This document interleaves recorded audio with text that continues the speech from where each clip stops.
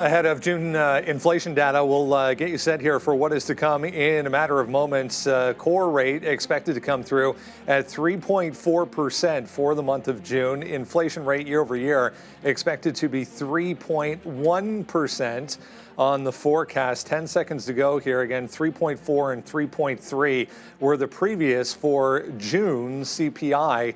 About to hit the, not seeing anything yet, but 3%, three even, downside in a pretty big way here. 3% on the year-over-year number. Core, 3.3%. Pretty big move to the downside as well versus 3.4 expected. So 0.1 was the month-over-month number there versus an expectation of 0.2%. Again, inflation rate year-over-year, the June, the main number, 3% versus 3.1% there. We'll have a look at the overall market coming up here, but individual stocks to the upside, dollar downside right now. Looks like yields tumbling in a pretty good way here. Also, again, the headline, 3% there even versus 3.1 on that June inflation data, better than expected. Here we go, two in a row in the right direction. Yeah, finally. Started off the year the wrong way with January, February and March coming a little bit higher. So Fed Chair Powell was testifying the last 2 days in front of Congress. He made it very clear that his focus now is going to be based on trends, not specifically the inflation numbers. So we'll have to see if this influences the decision, Brendo. But great look over here. Fed rate cut maybe September? Yeah, I mean, I was just hearing they're pricing in 2 already here. Fed Fund Futures already pricing in 2 before the end of the year. There's the market overall. So much to the upside. Our chart is missing some data here in between, but trust me, it's about 0.25% for the NASDAQ right now. S&P is 0.15.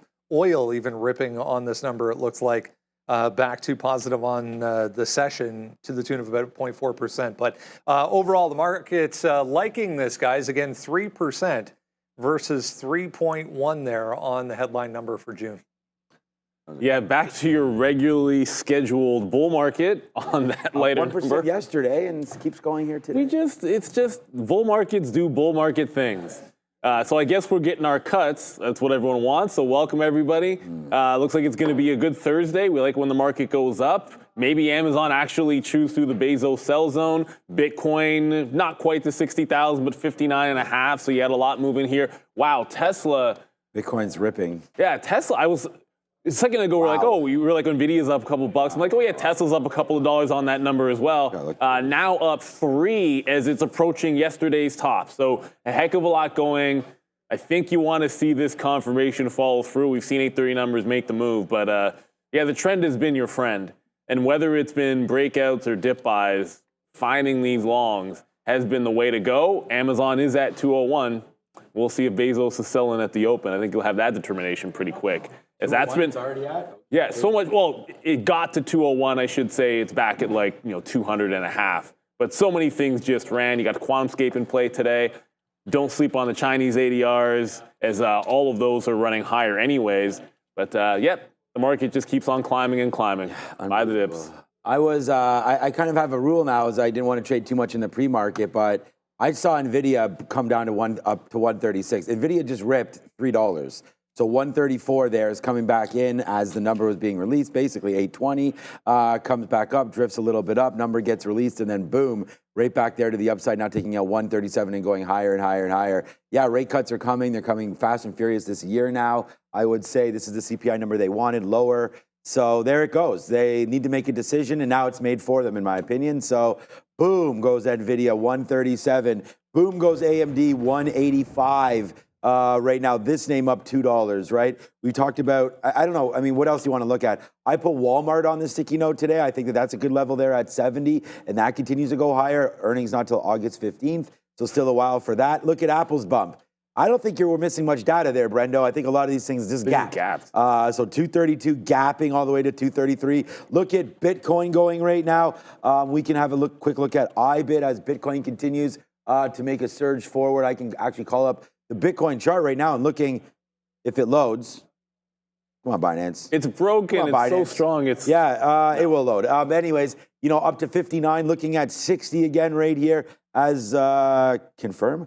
Okay, right here, look at that. There it is. It's a nice move right here, of course, on the 15-minute chart. We just touched 15,965 right now. Zoom it out, taking out that high that was put in yesterday overnight at midnight at 59.4. So there we go, man. Right back to 60,000 goes BTC. So, yeah, man, we say this, you know, high tide raises all ships, and it looks like right now, you know, Bitcoin, NASDAQ. I mean, NASDAQ's only up 0.3. It's, you know, I think we can pump the brakes a little bit, but it is great to be long when you get a number like that, guys. A couple things. Here's a MicroStrategy. I forgot to mention this right out of the gate this morning. 10 for 1 joining the stock split clan here is MSTR, going to go 10 for 1. So up better part of 7% at the highs there. Touched $1,400 at the highs for MicroStrategy. We'll touch on that, obviously, Bitcoin related. We missed a few. I got so excited about the inflation data there. I missed a couple. Initial jobless claims also out there. 222 downside. So that may offset slightly, but 240 expected there on the initial jobless claims. 1.85 million continuing claims, 1.86 was the expected number. Bostic today coming up at 11:15. I guess Powell gets the rest of the week off after a couple of days in Washington. Yeah, he earned it, Brendo. A couple of, you know. Getting grilled for hours. And on political questions, too. I mean, Adara was covering it on the How to Trade Midday show, and they just keep asking political questions that he can't answer. But to build on your point, MicroStrategies, 10 for 1. That's going to be executed August 1st, 2024. Then trading will commence on a split-adjusted basis August 8th of this year. Obviously, both classes of shares are going to be subject to the split here, both Class A and Class B, and it's a big 7% here as Bitcoin tries to retrace back into 60,000. Yeah, I mean, we've touched on it on the show before, but that's one stock that had a tiny float, you know, compared to the market cap and the price of the actual stock. So, yeah, that'll be great to trade that thing around $100. I haven't looked at this for a while, but I was just going through, you know, if you zoom out to September now, 69 and change here, 69% and change in favor of a 0.25%. And then if you go all the way out to the end of the year, we're at 4.75 to 5. So that is pricing in 2 at this point, guys, for rate cuts. Right. Go get them. So that makes sense right? to me, right? I mean, the job number may be, I guess the jobless claims you would have wanted to be a little bit the other way, but ultimately it doesn't matter because you want to look to see what the Fed funds rate is doing and what yields are going to be doing in reaction to it. Forget about all the prediction stuff. Just going to point this way, like the MicroStrategy doing the split. I don't know that I'm as excited for that as, you know, when Walmart, that was pretty awesome. I think it'll be more interesting when Broadcom split. So MicroStrategy not going to be on the radar. I think if I'm looking at crypto today, and we'll probably get to it, it might be a little bit of Mara, which is back of that 19, maybe make a press higher. I want to see 60,000 break, though. That would be pretty key for those longs. But I want to remember Palantir, because I actually forgot about Palantir, but not anymore. If the market's going to be breaking, like remember all the things that were doing some kind of action at highs? Well, I like what you see here, 28.20. 2 days ago, you had that 28.2 that got sold off. Right in the afternoon, it broke that high, and then you hold it at the close. That looks like a good jump-off spot. It's like a little mini consolidation off the top. The market wants to continue to go higher. Look for some of these strong stocks that are just, you know, giving you the trend and the trend setup. I think that's what it's all about there. But yeah, if we're looking at crypto today, like I said, wake me up when MicroStrategy actually does the split. Until then, Mara's the one. It's been doing this dance off the $19 level for a while, and you just hold it. It's managed to hold that line. You wait for it to make the bottom. Market's up. Crypto is up. I think long back into this 19 level, it's been a good consolidative level. I don't think it's going to $23 today, but every single time it's bounced from here, it's eventually ended up at that 23. So looking for the long now, and especially if 20,000 breaks, maybe we'll have to do some trend trading in MARA. That's my crypto name of choice. I just saw this little tweet here. And it says, inflation just came in below 0 for the first time since May of 2020. So here it is right here. Here's May of 2020. Since then, we had just been growing. And there we go. So minus, I guess, month over month right there, 0.01. So, the winds have changed, I guess, a little bit. And we joke around Fed pivot all the time. Looks like right now, The Fed doesn't even have to worry about anything. The numbers are giving them the decision. And interesting to put now 25% chance there of 3 cuts in 2024, when honestly, just a couple weeks ago, we were hearing talk of potentially no rate cuts this year. So it's nice to see if you are long, and the market seems to agree by holding. Market faded back in and then gave you an opportunity to possibly get long down there. If we want to look at a stock like NVIDIA, I think this is going to be the long today for me. It didn't dip at all, so that was interesting. We have AMD written on the sticky note today as well. That dipped pretty decently. We'll see. I mean, decently, dipped down about $1. We'll see if this one can fall in for us a little bit. But the one name that, again, we have today, we're going to look at Amazon. And Neil mentioned that to me, or mentioned it to everybody, that Amazon broke above that 201. That was interesting to me here because we want to look at Amazon today. It's on the sticky note here, shorting through 201. So hopefully we just got a little bit of a gift by showing us that 201.50 may be the top temporarily on this name. So I'm going short all the way up until we get stopped out. And that would be 201.50. Liquidity in the pre-market is a little dangerous sometimes. So if this does fall in back to 200 or maybe a little bit higher than VWAP, probably $200.20, we'll take a piece out if it comes back into these pre-market highs. But for now, we're Amazon short and market long, I think. Bezos short. Yeah, Bezos. Yeah, well, Bezos But that's getting, the play. Getting less long. He has 75% still the company, though. Yeah, but he has 75% more that he can sell. So yeah. you got to feel like every single up move, you're looking for that spot. Liquidity, like you're 100% right about that. I pulled up Tesla, which does tremendous pre-market volume, but a bit of a thin spread there on even like a Tesla, which is up at those tops. But the market is holding some of these highs. I think overall, I like the market for a long today. And don't sleep on this QuantumScape. If that thing is waking up, it could be the squeeze name du jour. Let's head back to the desk. All right, a couple things of note. The inversion in the yield curve evening out ever so slightly. I was just noting the 10-year here. This is the 10-year on a daily chart. Lowest level since April. I got to go all the way back to April. Remember, we climbed all the way back to 4.7, 4.75 even at the highs there before we got this most recent move downside. The DXY, same story, dollar getting hit here this morning back to 104.5. We're at 106 a week ago on the dollar. So decent sized move to the downside. Yeah, Fed fund futures still flying around here, still pricing in 2. I was just hearing before the end of the year. But yeah, I mean, the story more so that a couple people were talking about gold. Raheem's actually going to come and join us here in a few minutes. He's going to talk about gold, but there's gold almost back to all-time highs on the weekly chart as well. That's just the ETF, but Raheem's going to come join us. I was going to mention the story's going to come down to the result, I think, from the next meeting, and then when do we start getting cuts and moving in that direction? Yeah, absolutely. And I think the job number on the way to that meeting as well will help influence the decision.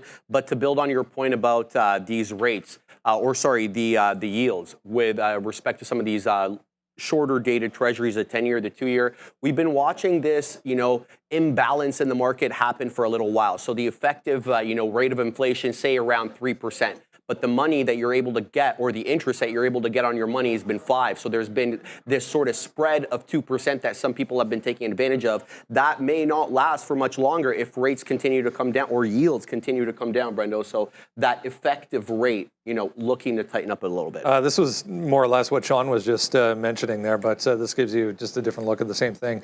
Flat on May, essentially. But yeah, first negative print there in a long time on the monthly basis. So 85% for September now, I was just hearing. That's up from 70% before the number came out. And there's actually a 25%, just seeing as well, 25% chance of a third now as well before the end of the year. Yeah, they can't deny the trend. That's sort of the thing. You might not be at that 2% target yet, but like the data is showing you a trend in one direction. At least, now also a bit of a break as well. So you're trending back in. They made that lower high, whatever you want to call it. We're traders. That's how I look at it, essentially. So you got to be a little bit bullish. You got Raheem running through here. But I want to take a quick look at the banks, which, not necessarily the same reaction to all of this. And specifically, you're going to get bank earnings starting tomorrow. And then we get a few more on Monday, starting into the week, getting right back in, ramping into earnings season. But it is worth watching. You got Citi to the downside, JPM also looking a little bit weak. So if we do have a little bit of weakness in the banking sector today, you got this 67 top here on Citigroup. And if we can't chew through that, always look to find relative strength and relative weakness in the market, right? In a day where everything is up, I want to know, hey, what's not going with this rally?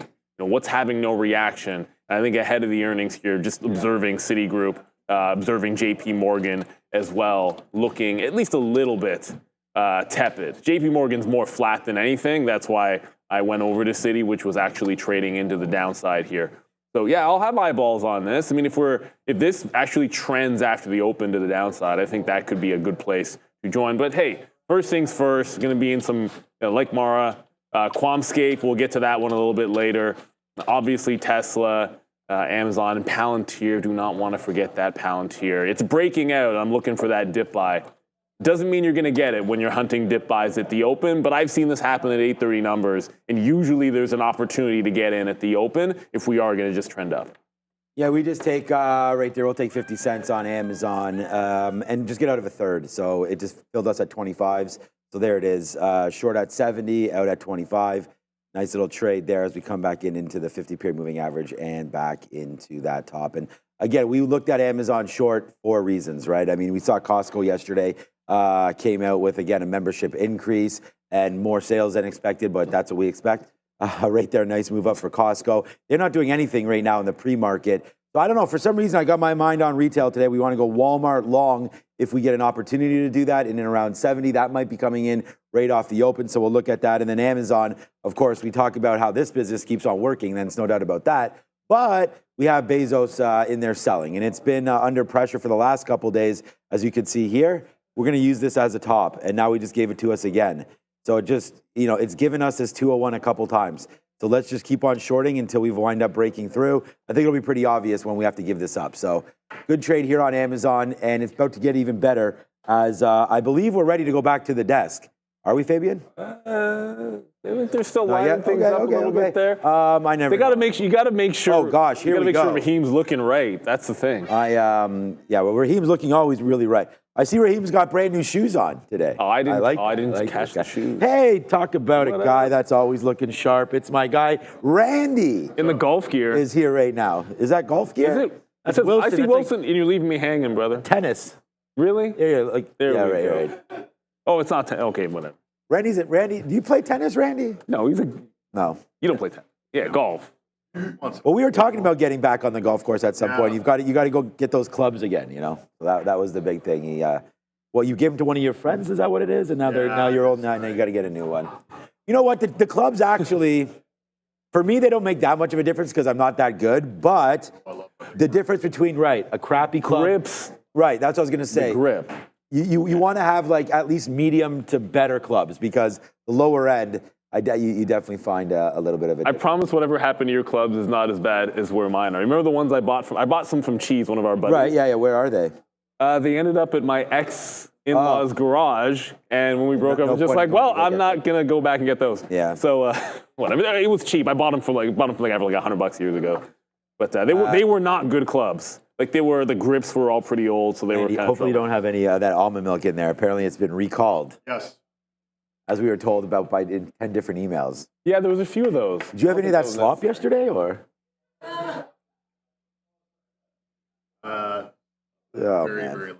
Schlop. Someone around here, when we found out that it was chili, someone responded to the email the word slop, and apparently they pushed reply all. It happens. So it went to everybody. It happens. Oh, does it? I have to go down to the. You haven't had it yet. I haven't had it yet. No. Yeah, well, Neil can just walk straight up there and go get it. I'll just crush it. I'll get yours. Yeah, I'm down.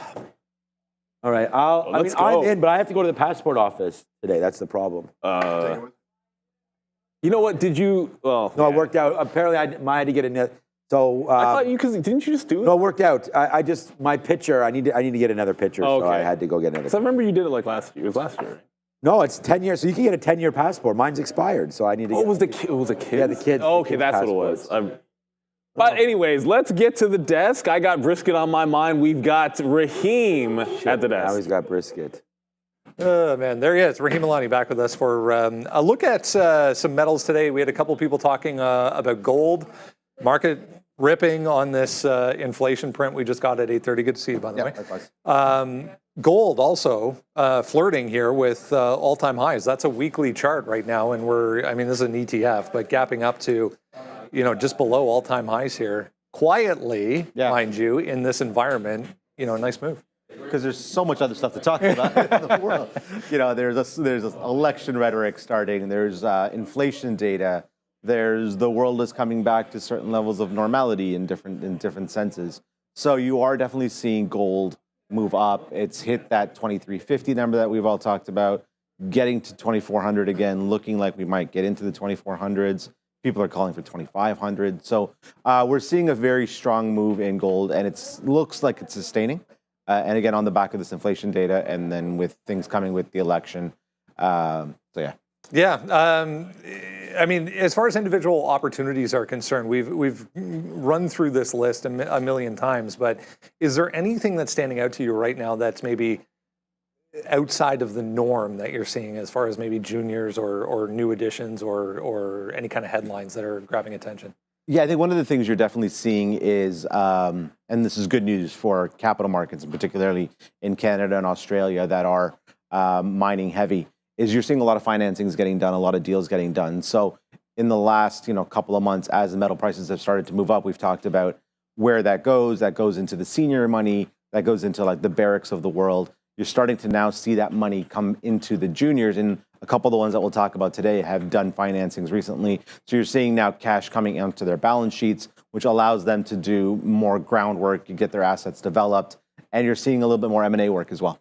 We'll touch on this story from India coming up here, but on that note, a ton of demand for new listings coming out of India. But let's mention a few individual names here.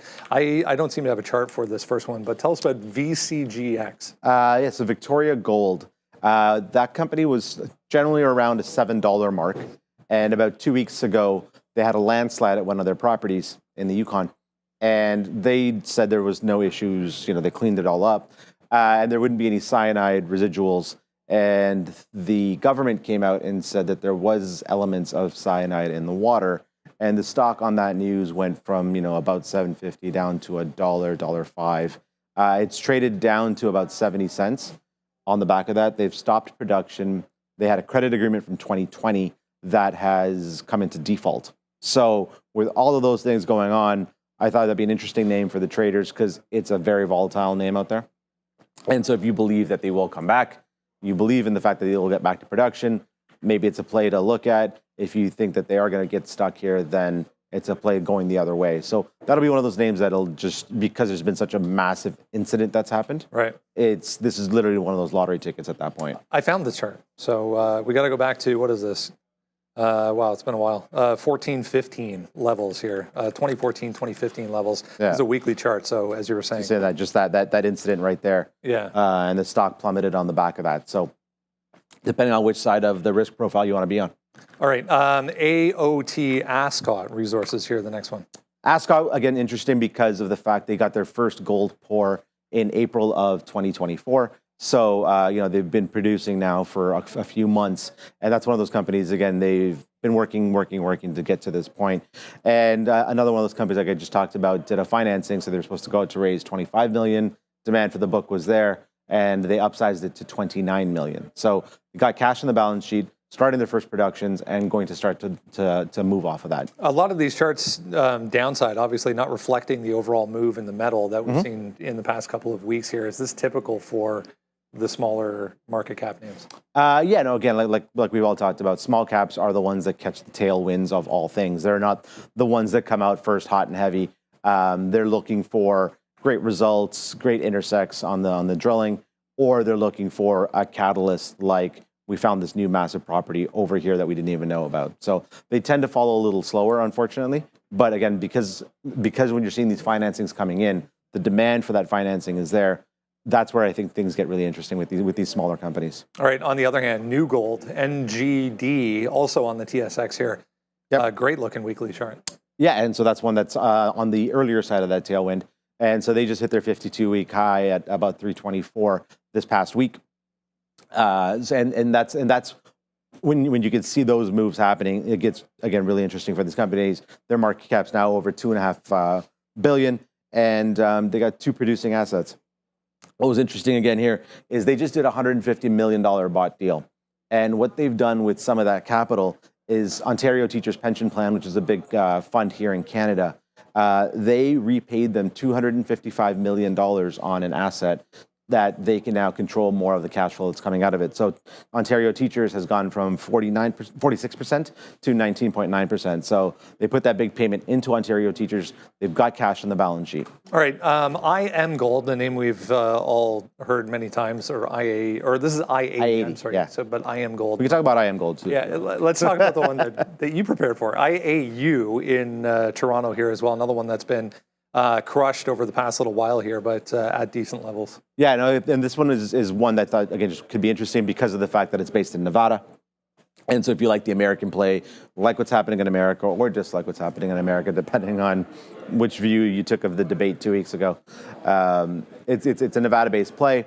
One of the larger resource bases in the state, and quite frankly, in the U.S. It's going to be one of the larger potential gold opportunities there. They put out recent news. So they have a measured and indicated portfolio of 3.2 million ounces at the measured and inferred type.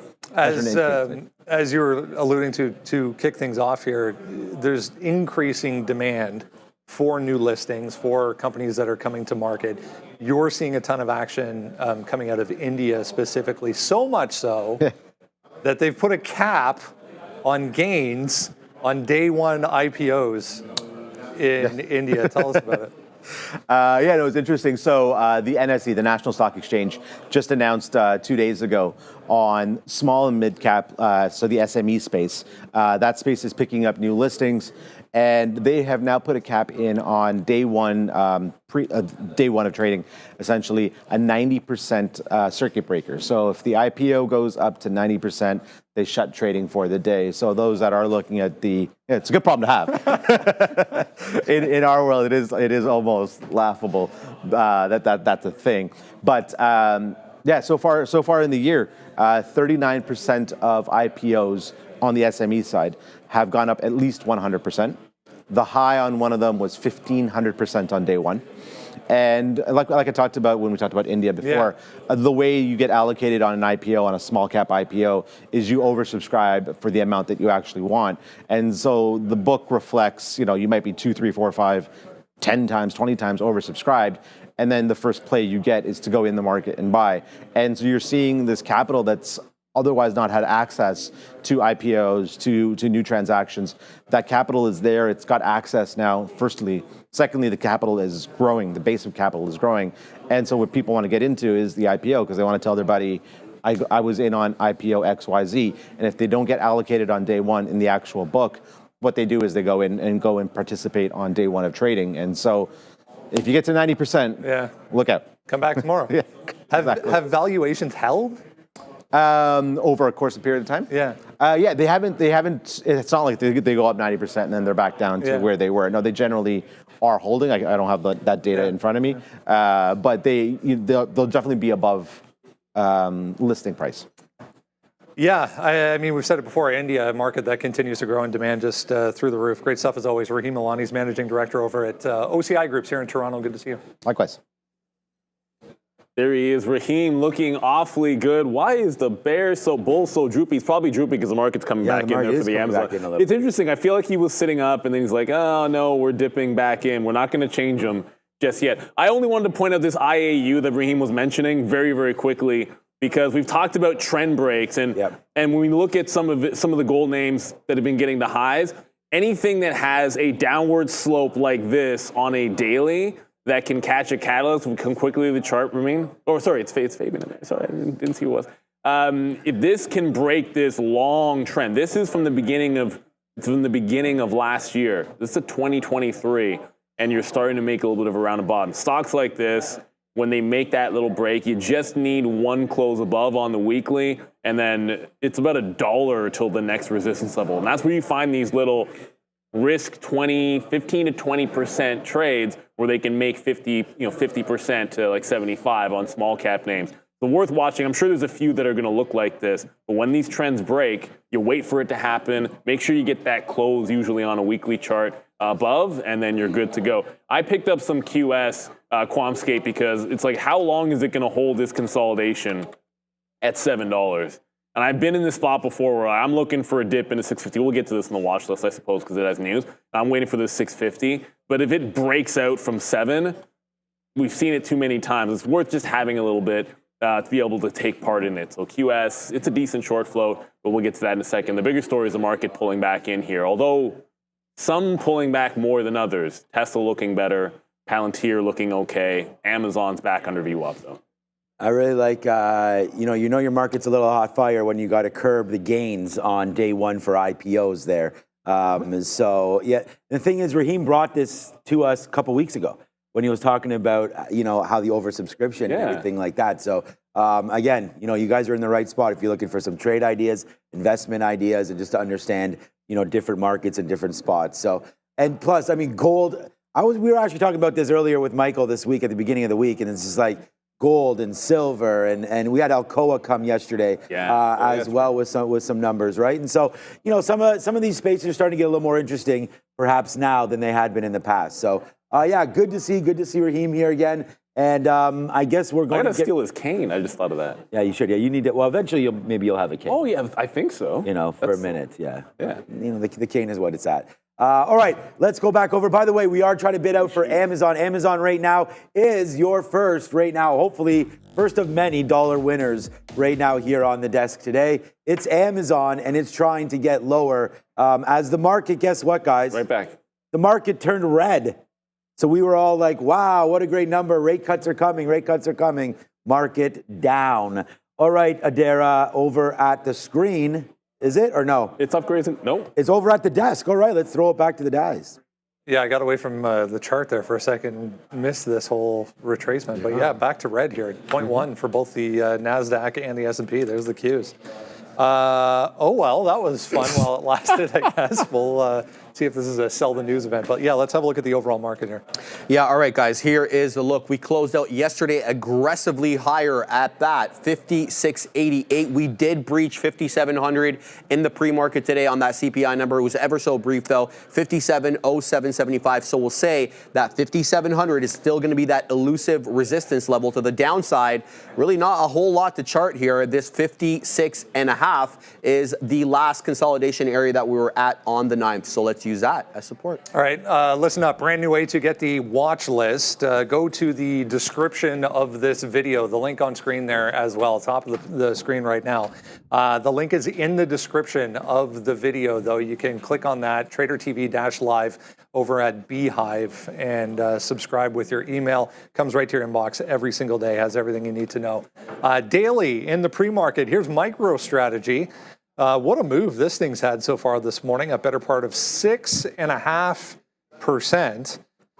Now, mind you, this is a very thinly traded stock. There's not a lot of liquidity or volume behind this move, so tread lightly if you're going to $1,400 now, but will be $140. Not bad. Yeah. And the liquidity's light now, but who knows what it'll be at post-split, especially when retail gets involved. The split really doesn't affect institutional investors. It really is more for retail. So we'll see if Michael Saylor is able to get a lot of the fans or his followers that he has to trade with him there. All right, so here's the deal. The split will be executed August 1st, 2024, but trading will commence on a split adjust basis on August 8th, 2024. It's going to be for Class A and Class B common stockholders, so look out for that. Yeah, the big point I think here is, as you mentioned, until now, anyone who is following Michael Saylor, yeah, I'm sure they're invested in all kinds of different cryptos, including Bitcoin, but they've never had the ability to invest in him, or limited ability given your situation and funds, obviously. So opening the door here for a lot more retail interest, guys. Loving life. All right, man, see you. All right, see you, Raheem. Always got to have fun with Raheem there. Funny. Raheem is more interesting than Michael Saylor. Kids. He's more interesting than Michael Saylor. Michael Saylor's like down here. Raheem Alani's way up there. So look, we talked about that split. I said more exciting when Broadcom is going to But if you look at, we've talked about these wedges, and actually we were talking about wedges yesterday on the aftermarket show with Chris Brecher as well. And when you get a stock making a tighter wedge, the tighter it gets, the more explosive the breakout might be. So you're getting a little condensation or whatever. It's not really condensation. You're getting a condensed wedge here in MicroStrategy around this 50-period moving average, but that's not the one in the crypto play that I'm the most excited for. I think a lot of times this is the kind of move if you're maybe you can trade options in something like this because it is a pretty localized breakout. And if it were to pull back like 13.5, 13.6, looks good. You get a 60,000 break today, and it's got a lot of room to the next resistance level. I just feel as a day trader, you always find something you can express the trades in a little bit better. And Mara has that 19 level, as I mentioned earlier. So that 19, if it pulls back kind of into this condense area just underneath 19 quarters or so, like look for a trend long, plenty of room. So I think you're running some real trouble at 20.5. But keep your eyes on BTC today. That 60,000 level is obviously going to be key. We're at 59 now, 58.9 something, and we're getting pretty darn close. But I think that 60,000 gets breached or we trend into it. You want to have something in the crypto space on your radar. Good for you if you happen to like MSTR, but I've never traded it, and I promise you I will not, at least until after the split, possibly, let's say. Yeah, I mean, just a levered Bitcoin. You can trade IBIT too, like. Oh. Yeah, I mean, that's what they do. They raise capital at cheap rates, put it into Bitcoin, and then if Bitcoin rips up, then they're paying 2 or 3% or whatever they are on those offerings, and Bitcoin moves that much in an hour. So, but can also go against you. That's why it's very, very highly levered. Look, we have Broadcom tomorrow, I believe, right? Is the split date. So tomorrow Broadcom will be. What kind of, I don't even know what they're doing. Are they doing 20 to 1? I'll look it up. But either way, tomorrow is that day. So I think that's going to be a headwind. So someone messaged me on the sticky note about it. And I just remember NVIDIA was 118 when it came down. It traded around there, got to like 116, maybe 116.50, 117. And then started to pop up after that, but still kind of hovered around some of those spots. We saw Walmart break back down below. Hovered below that was 60 marker. Then when it took that out, then it was, nothing but, blue skies ahead for Walmart. So I could see Broadcom right here splitting out. If we can get something in and around 1,700, we'll see what that price is tomorrow. It is 10. It's 10? Okay, so $170 then tomorrow. I think we like that. So we'll leave Broadcom alone for today. But I could actually see, and it's up 1%, right? But I could see it being relatively weak against the other ones, and I could be completely wrong here. I just think ahead of the split, I could see some people cashing out of this price, and it's had a nice little run from. I think it might be aftermarket tomorrow, so effective aftermarket Monday, because they report aftermarket tomorrow, and it wouldn't make a lot of sense to split effective. They report? Yeah, they report tomorrow. No, Broadcom just reported. AVGO? Yeah. I have. Oh, never mind. No, I'm wrong. Yeah. You're right. I'm reading. Broadcom was one of the last. It was I'm reading it's the wrong mark, or it's the wrong month. Yeah. But it's so June was June 12th they reported, but it's Friday, July 12th. It's like June 12th, July 12th. But no, it's it looks like July 12th. This is the article I'm reading says aftermarket close Friday, July 12th. So that would make sense. Which means I don't miss it. Which is for a second I was like, oh no, I'm going to miss the first day. I don't think it'll be that big of it. Well, I don't think it's that big of an event. But if they do sell the news, that's the day that you want to trade it. That's all. Yeah, so I really want to get into Broadcom. I think that with Apple and with all these stories here, mobile game going hard. I mean, we saw ARM and things like that. I mean, Broadcom's going to be a winner, and it has been a winner. And it's been just one of those other names that you could have played instead of NVIDIA. I mean, people are like, oh my God, why am I not in NVIDIA? There's so many other plays. I mean, this name back in January was, I guess it was a little bit volatile here, but either 1,100, 1,000, something like that. And you got up to 1,800, right? So you're up 80% here so far in 7 months. So great trade for Broadcom, and I don't think it stops here, but I'm going to wait for it to split. We're talking about the weather. It's been very rainy this week. Yes. AMD back to the upside this morning. A couple of notes here. Wells Fargo with one of them, mostly to the upside. We go once again for AMD. If you remember yesterday, if you missed it, they announced this acquisition of Silo AI. Caused a huge move up through 185 as well. We tested that this morning, but like the market coming back in here. Yeah, maintaining the overweight rating, bumping up the price target from 190 to 250 is Wells Fargo. Roth MKM also chiming in on AMD today with another upgrade. Here's to build on what Brendo was talking about, Silo AI. It's a Finnish AI startup. They bought them out for about $665 million, all cash deal, no stock. It's supposed to strengthen AMD's AI services and compete with NVIDIA. We know NVIDIA has the lead in software for AI with CUDA, Brendo. It's supposed to accelerate the customer engagement and development. We'll have to see how they do. And they also make LLMs in different languages for Europe, Swedish, Icelandic, Danish. So it gives them a bit of a foothold there. Yeah, good to see for AMD. The market overall trying to bounce here as well, holding 503 here for the Qs, guys. Yeah, look, so I have AMD written down here as, I mean, it's on the sticky note. You can go find out Trader TV, Sean, but it's going to be my #1 idea. And it's just like, I really like NVIDIA, and I actually was thinking about it. NVIDIA is only $130. AMD's $180. So I could see sort of now it's kind of like how you flip it up, because now AMD, if you have a little bit less capital, it might be better to trade actually NVIDIA because it's $50 less. But there are different ETFs and different derivative products that you can trade for these names. I don't know if there's one for AMD anyway, actually. But look at this level here. AMDL, there you go. Thank you, Son. Yeah.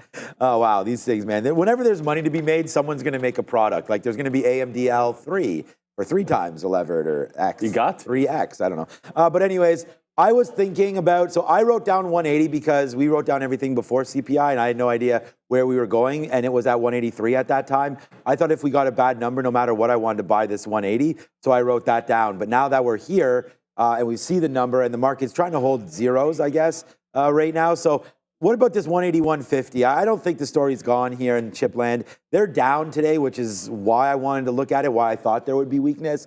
So relatively weak against the peers. Normally that's a short.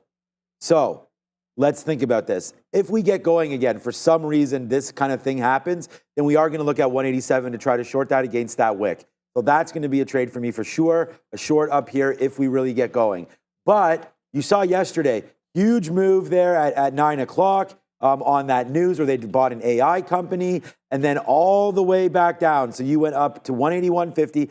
And look, this is my #1 stock that I lost on yesterday. So I'm not even like thinking about yesterday in the fact of what happened. It was a different story. Today's a new day. Let's trade it. But there's the move down, 180, 150, all the way down to 178. Now that coincides with sort of where we were in the pre-market, some of these levels. So if we look to see what's happening here today, nice move up, coming back down. So you're looking at these pre-market levels right now of 183. That could be something that holds. But I just don't like what the market's doing. The market went up, and since then, it couldn't get going. It tried. It got to the highs and failed. Came all the way down, basically just as dramatic of a move down. Went back up. Couldn't get going. Made a new low. Comes back. Hits VWAP. Cannot go again. Downside. So you tell me what this looks like. I think this looks like a short. And if that's true, then AMD probably gets into this 180, 150 area where I think it might be time to pull the trigger for the long. So, hey, we wrote down 180. If 180, 150 fails, let's get the heck out at 181 break, and then we'll trade it off 180 flat. So we're not going to take multiple dollars here today on the hit. We're going to take it on the win.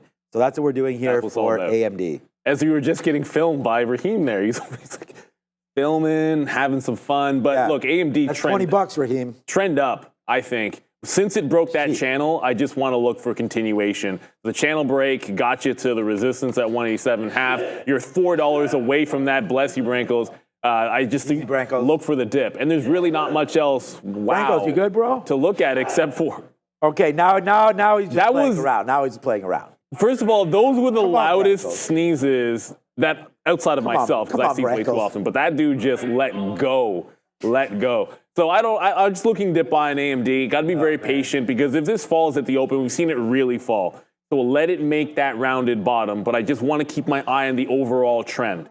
And that overall trend has been a good one, so wait for the spot.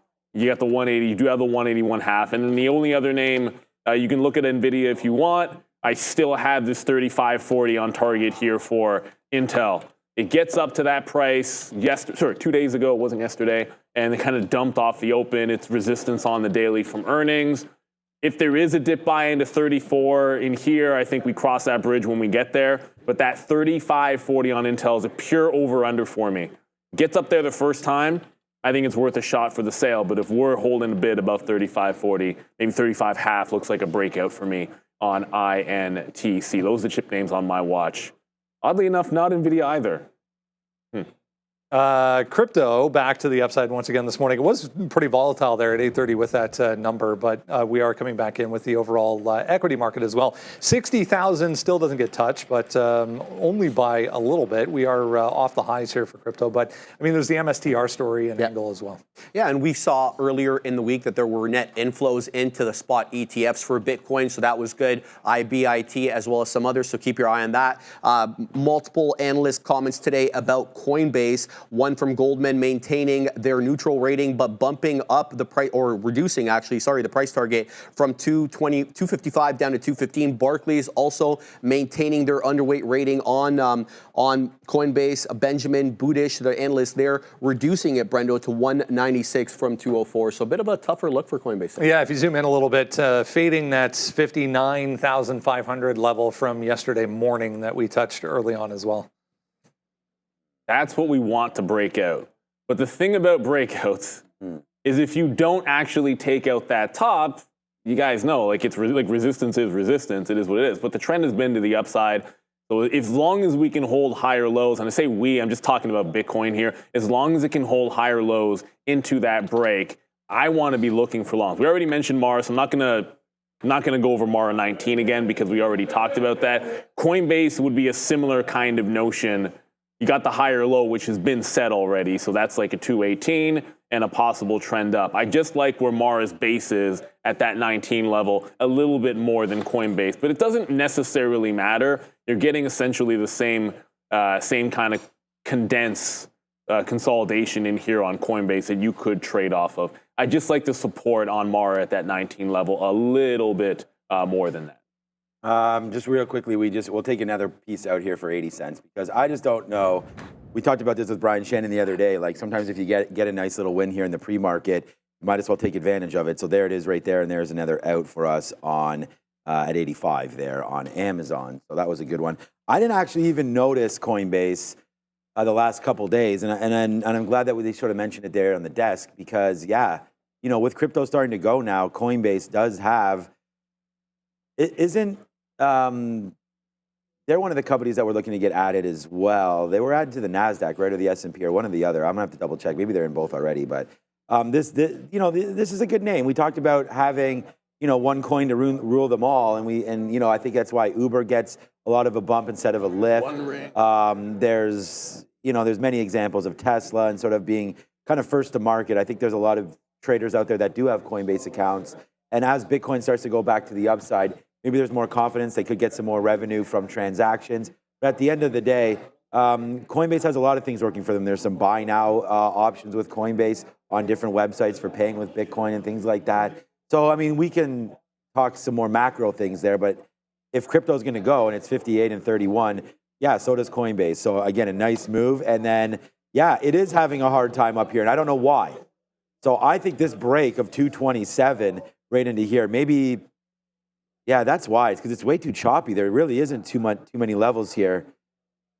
Ooh, you know what? This is probably, now that I look at this, probably going to be a pass, honestly, for Coinbase. I'm not really seeing anything in here that's super enticing to me for that. Let me go over to HUD 8 quickly. I know we talk about Mara sometimes. That could be looked at as well. But there's a nice dip down into HUD 8, $15. See, this looks a little bit better on a daily chart, trying to hold 1480s, 1450s. So maybe a dip back into 15 for something for HUD 8. I could get behind that.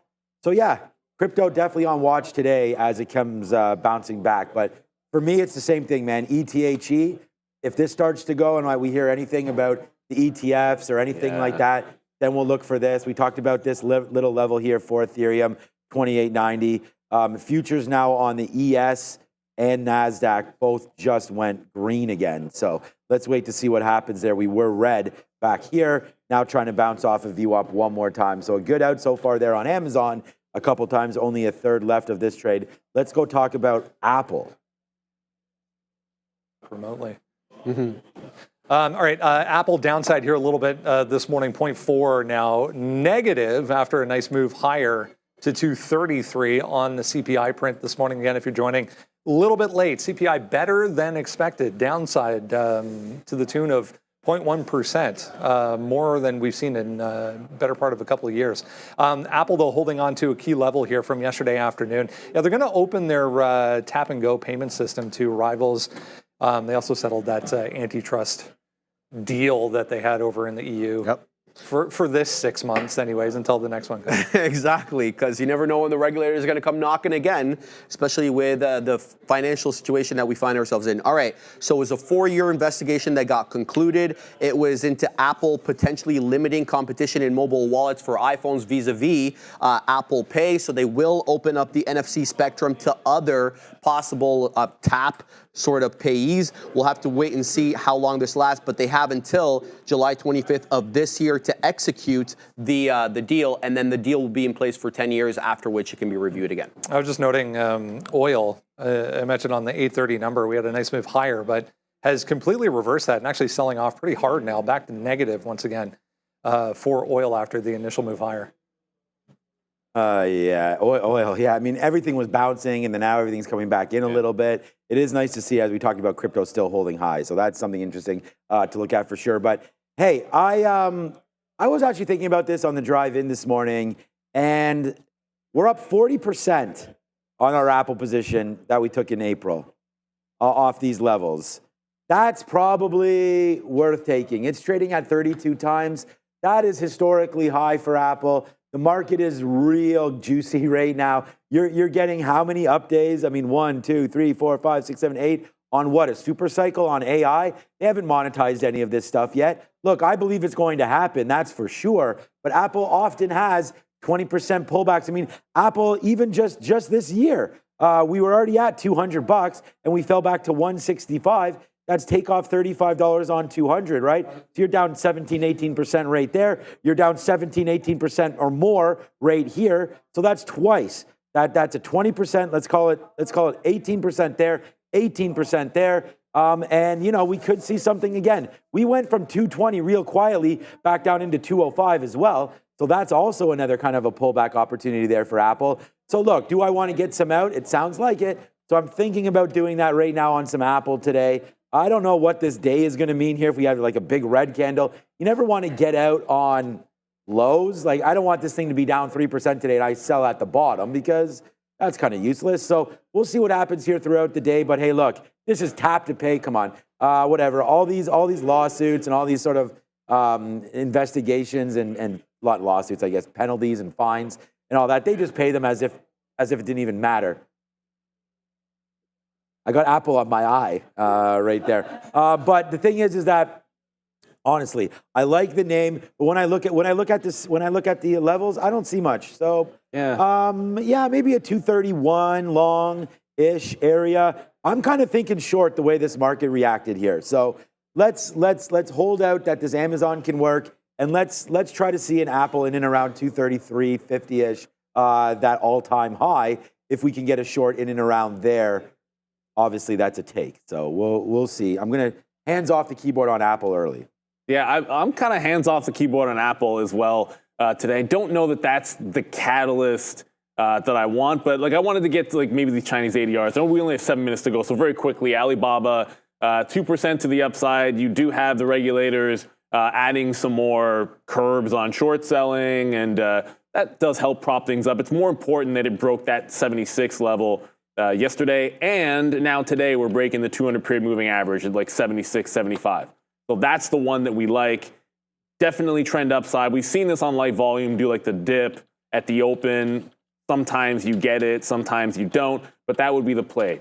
Dip in a previous high, that's yesterday's top, 76, 65. That'd be around that 50 period on the daily. Even if that breaks the 76 level, looks pretty good. It's exactly where it closed. So Alibaba, like Palantir, looking for that buy the dip scenario. And the good news with them is that the market gives it back. Sometimes the Chinese ADRs can just do their own thing. So if we do get another pullback, at least this can buck that trend when it has its own news. So up a couple of points here today, looking for the dip buy here on Alibaba.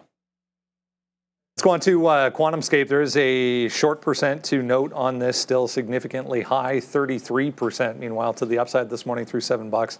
Licensing deal here between Volkswagen's battery group, which is PowerCore, and QuantumScape. So long story short, PowerCore going to be able to use some of QS's technology on the solid state battery side of things to get manufacturing going. Yeah, and this replaces the joint venture agreement that they had together before. Volkswagen and QuantumScape were working together. Now they're going to license, as Brendo mentioned, the battery or the manufacturing battery cells technology. They're looking to basically scale this. It hasn't been able, it's more of a science experiment so far, unable to do that scale. This is the first opportunity. Yeah, I mean, it seems like it's a matter of time. Toyota have been talking very highly about solid state technology as well, but as you said, they've still yet to get it in a compact version. Yeah, I mean, everyone's been talking about this for quite some time. So a couple of things are happening. Like look, QuantumScape has done this before where you get a big rally to the upside. This is just like a day one, but you get that big candle and it reverses it. But if you look at that overall trend, it's been breaking the trend for a couple of days. So on that news, I think we'll try to keep it pretty simple. It already pulled back off of $8, so clearly any breakout above $8.10 is going to be a wild one with that short float. But then the 650 level. We nibbled in here, but 650 was the previous resistance. If it dips down there at the open, I think that warrants its own trade. I'm just in the consolidation here above $7. If it loses 7, I think I'm going to be looking for a 650 bounce play. If we lose 7 at the open, I'm going to dip out. We're waiting for like in 775, 8. And if 8 breaks, I'd rather be long going into 8 than try to take long at that $8 break, because if it fails, I think you're right back into VWAP pretty quickly on QS. I feel like there's a few things that we didn't cover today. Obviously, it's going to happen, but I don't think we went over Tesla with 4 minutes to go here at the open. I guess Tesla might right itself if you're watching it. Clearly you have a double top at that 267.5, but Tesla yesterday was a rocket ship off of these lows. If we somehow see that bottom again underneath 260, it doesn't seem likely with that number, but that's got to be a go zone when it did that wick on yesterday's trade. I think the first dip would obviously be trying to hold red to green. My original plan when I sat down was looking for the dip back into yesterday's lows. The 830 number happened and we ramped to the upside, so just have to look a little bit different and maybe go for a bit of a higher low in here. So previous close was 263 area. I think you look at that number at 830 and say give it back into that bottom. So Tesla is on the radar, as I feel it should be. The volume has been tremendous pretty much every single day here on this name since it started squeezing. Don't really have any short ideas for it here on Tesla. First look will be a buy the dip.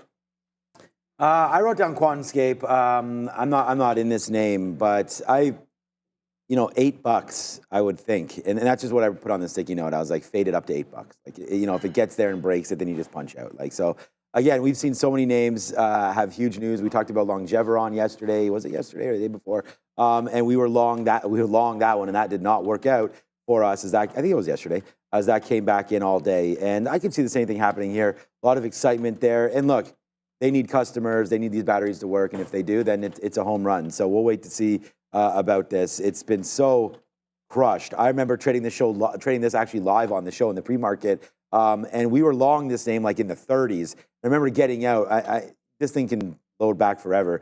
This was like a $50, $60, $70, $80 name, QuantumScape, and just fell all the way down to $4 or $5. It might have even been higher than that if you look at a weekly chart. So this name has a lot of room back up to the upside if you believe in it, but you have to believe in it.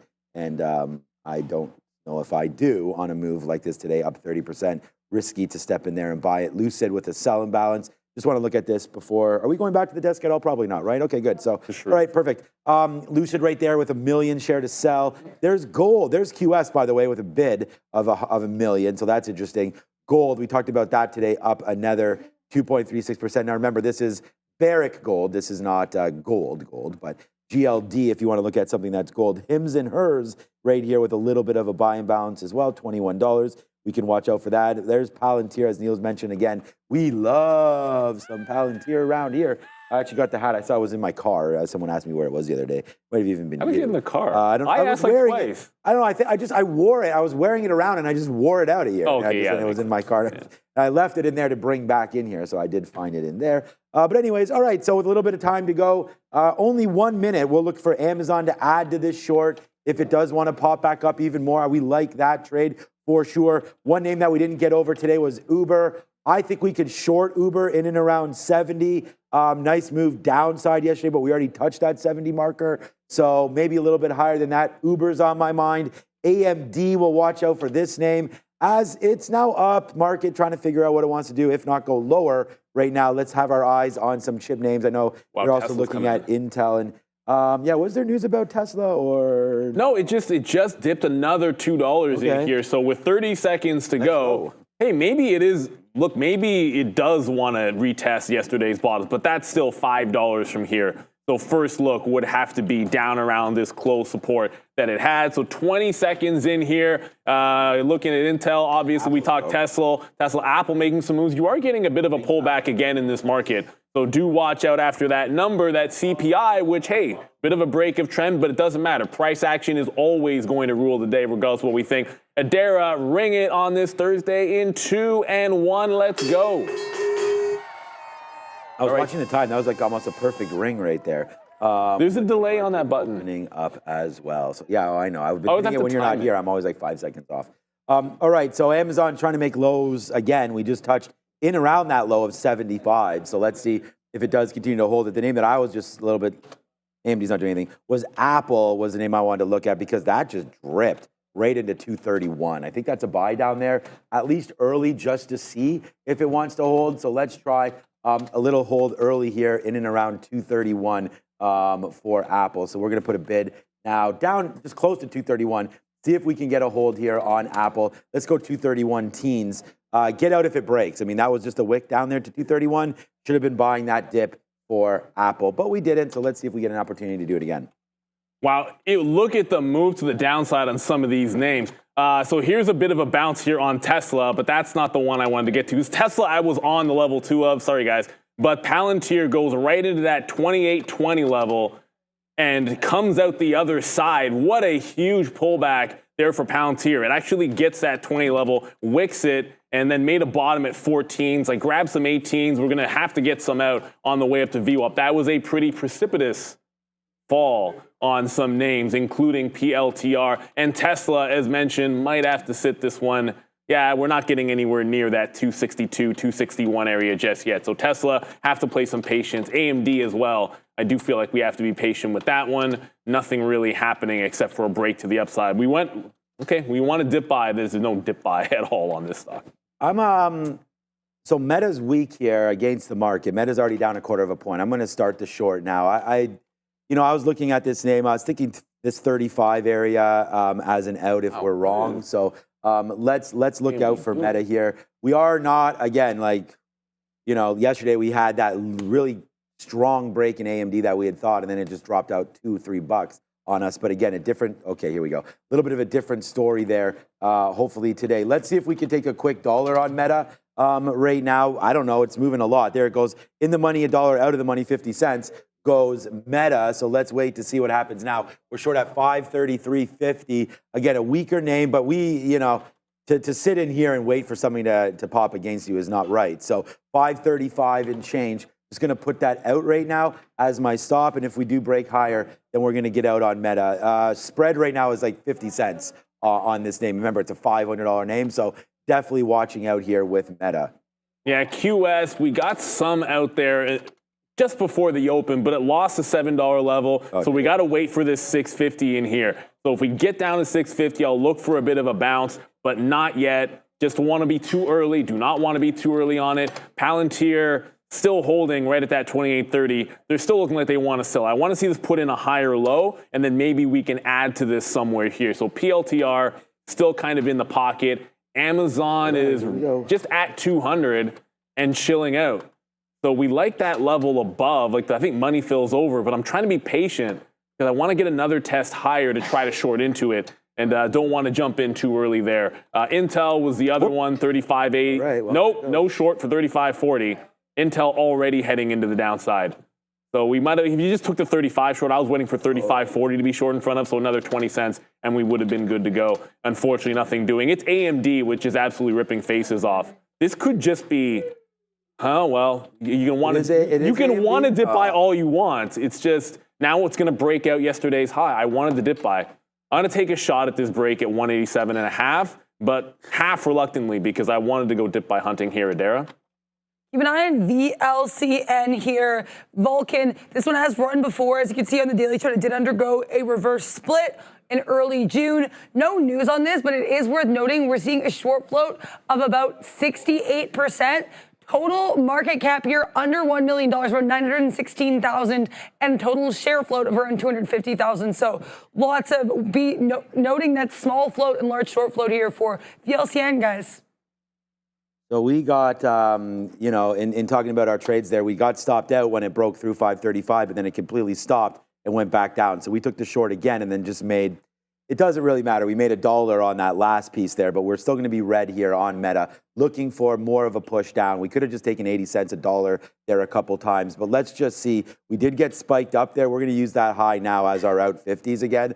Just want to sit on this. We did make some of that money back, but we did take the L there on Meta. Let's just see what happens. We are coming back in for Apple as well. I mean, this is, again, another one of those names where it's not worth sitting here and getting completely torn up over. Let's see if it can hold. I thought I was bidding down here on Apple. I guess, oh, my order got taken out, or taken away. Okay, there we go. We want to buy this level here. We're only going to be in it for a minute. If it breaks too much lower than right here, 230, 231, then we will get out of this name. But let's take advantage of it. If it does pop back up, we do want to, darn it, didn't go there. We do want to buy Apple over this 231. If it doesn't go, then we will exit stage left. But right now, Apple trying to go a little bit now. We're going to try to get some out as we enter rapid mode here to get some of these names out here on Apple.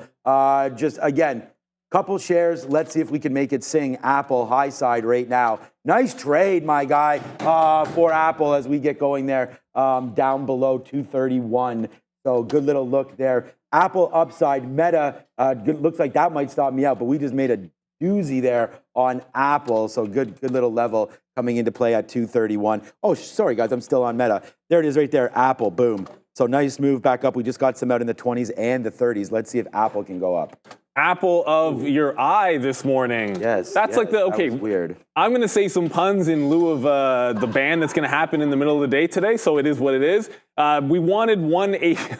I chuckle because most of the talk on AMD was like 180 and 180, 150 and all that good stuff. But AMD, the first long of the day, is like $185, which is like $3, $4 higher than what we anticipated. But it was the first available dip. But it's looking a little bit peckish. So we get 185 into VWAP looking for the dip buy. It just resisted underneath 186. So we scalp some out. If this loses 185, maybe we go back to square one. And square one was much lower than this on AMD. It was like all the way down into yesterday afternoon's bottoms. Palantir, I almost said tier, Palantir, yeah, whatever. Palantir, yeah, whatever. Right, yeah. It can't get to VWAP here, so we got the dip into that 28.20, holding the 28 level, but it can't seem to get into VWAP, so I think some patience is going to be required for Palantir. And Amazon doesn't want to give any fills over 200. Like, the selling is right at $200. Might just have to take pot shots at this. Sell it here and give it to the 35s and maybe just take multiple shots at it. If it breaks that, wait for 201. I wanted to wait till the open for this 200 Bezos sell. So we're going to get in a little bit here, maybe try to get something in the 15s and 20s, give it to the local top at 235. And if it breaks that, wait for another opportunity to go short Adara. Great look here for Enphase right off the open. ENPH, this one popping up on volume, announcing that they have some residential and commercial products which are eligible for the domestic content bonus credit. Also talking about some U.S. manufactured microinverters and solar racking equipment for some IRA incentives. So basically some bonus incentive opportunities being announced here by ENPH. Worth noting, they do have a short float of about 10%, guys. Yeah, it's not bad, not huge. We did get stopped out of our Apple as it did break a little bit lower there. We are $1 in the money on Meta, and Amazon's $1 as well, trying to figure that name out, as that's not really moving. We're trying to look to see, we wrote down Uber $70 on the sticky note. I don't know, its high was $70.15, now down to 69 flat. So that would have been something to have a look at for sure. As we're just going to wait to see if anything pulls back into some key levels. Micron, again, if you're going to dip by some of these names, we talked about AMD a little bit there. Micron with a huge move down to 134 and change. That's not good. Trying to bounce now for Micron. The market goes up. this name probably follows. I mean, a nice little move down again, trying to base out. So if you're going to look at chip names, we obviously have to look at NVIDIA as well, and a very, very similar move for NVIDIA coming into these levels.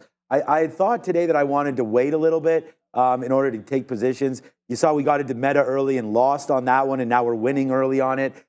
Again, Apple, we got stopped out, but this, darn it, was great off 231. We'll try it maybe again right now. But the market's low, so I'm actually trying to look for some shorts, which is why I'm trying to sit here with some Meta. Well, speaking of shorts. Yeah, what else? What do you have that, Mike? They had another sell action here on AMD. Oh, it just can't. No, it was good a second ago because we got a reload at 185 and we got 185.80s out. So we got a reload in it and it was a good reload, but come on.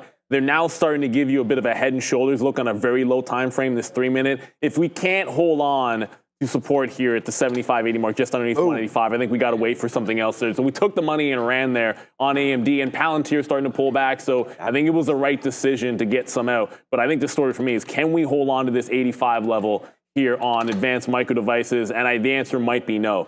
So we got a good scalp trade in there, but now we have to get out of it. Just want to see where that next level is going to be. And there's no way I want to hold an 85. If we get the buck, we get the buck. But I'm not holding 85 back into pre-market lows. Doesn't make any sense. Amazon, I decided to get in at the 200 level and not wait for 201 and 200 half. But now that we're breaking down, just kind of go with the flow here. Now, I'm looking for something else short myself, but I didn't have anything that was. We didn't have too many plans for the short trades. Got to be honest with you. The market gave you that number that looked good, right? So it is what it is.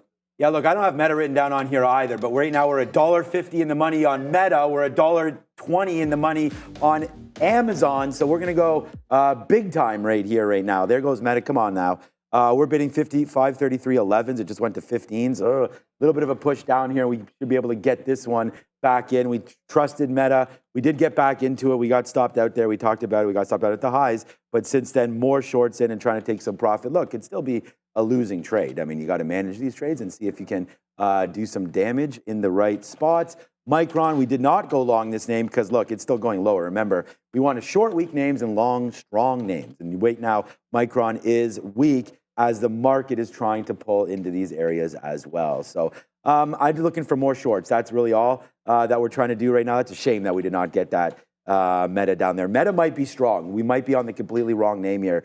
Meta, being a $500 name, should have already dropped like $5, and it did not do that. So little worried here about Meta. Amazon, again, bouncing off these levels. We saw these levels yesterday, didn't we? 190, yeah. So we made money, good money at the end of the day yesterday buying these 40s. I'm feeling like that's a really good area here. 199.50 to cover this Amazon trade. At that area, it'd be about $1.20 in the money. We just had it, and it gave up. So why don't we get back into or get out of this one right here, 199.50, and hope that Meta falls finally. I mean, that needs to get picked up there. I think it does. And then this Amazon market's coming down. I know. That's what's really making me. This is making me mad because we should have more of a move down here for Meta. Man, we're making some cash on some of these shorts. Will it last? We don't know. But at the desk is Adara. Casio Therapeutics here, KZIA looking to run for the second day in a row, currently halted, up more than 100%. Initially started trading higher yesterday, announcing some positive data from a comparative study of its glioblastoma treatment. So KZIA moving up here, guys.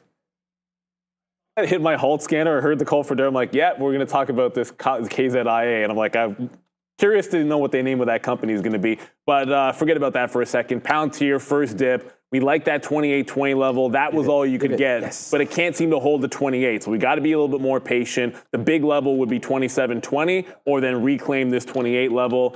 Where is the next bid on Zon? Down here in the quarters. I'm going to move that into Magic Johnson territory. Look at this. Down at the 32. Only thing working into this downside is Amazon. And I looked over, Tesla's catching another bid. We're just not getting down here at that 262 area. You're getting higher lows at 263. So the Tesla dip buy area looks like it is going to be 263 and not the afternoon bottoms per se. It is that previous close price that looks like the go spot. Yeah, good talk there.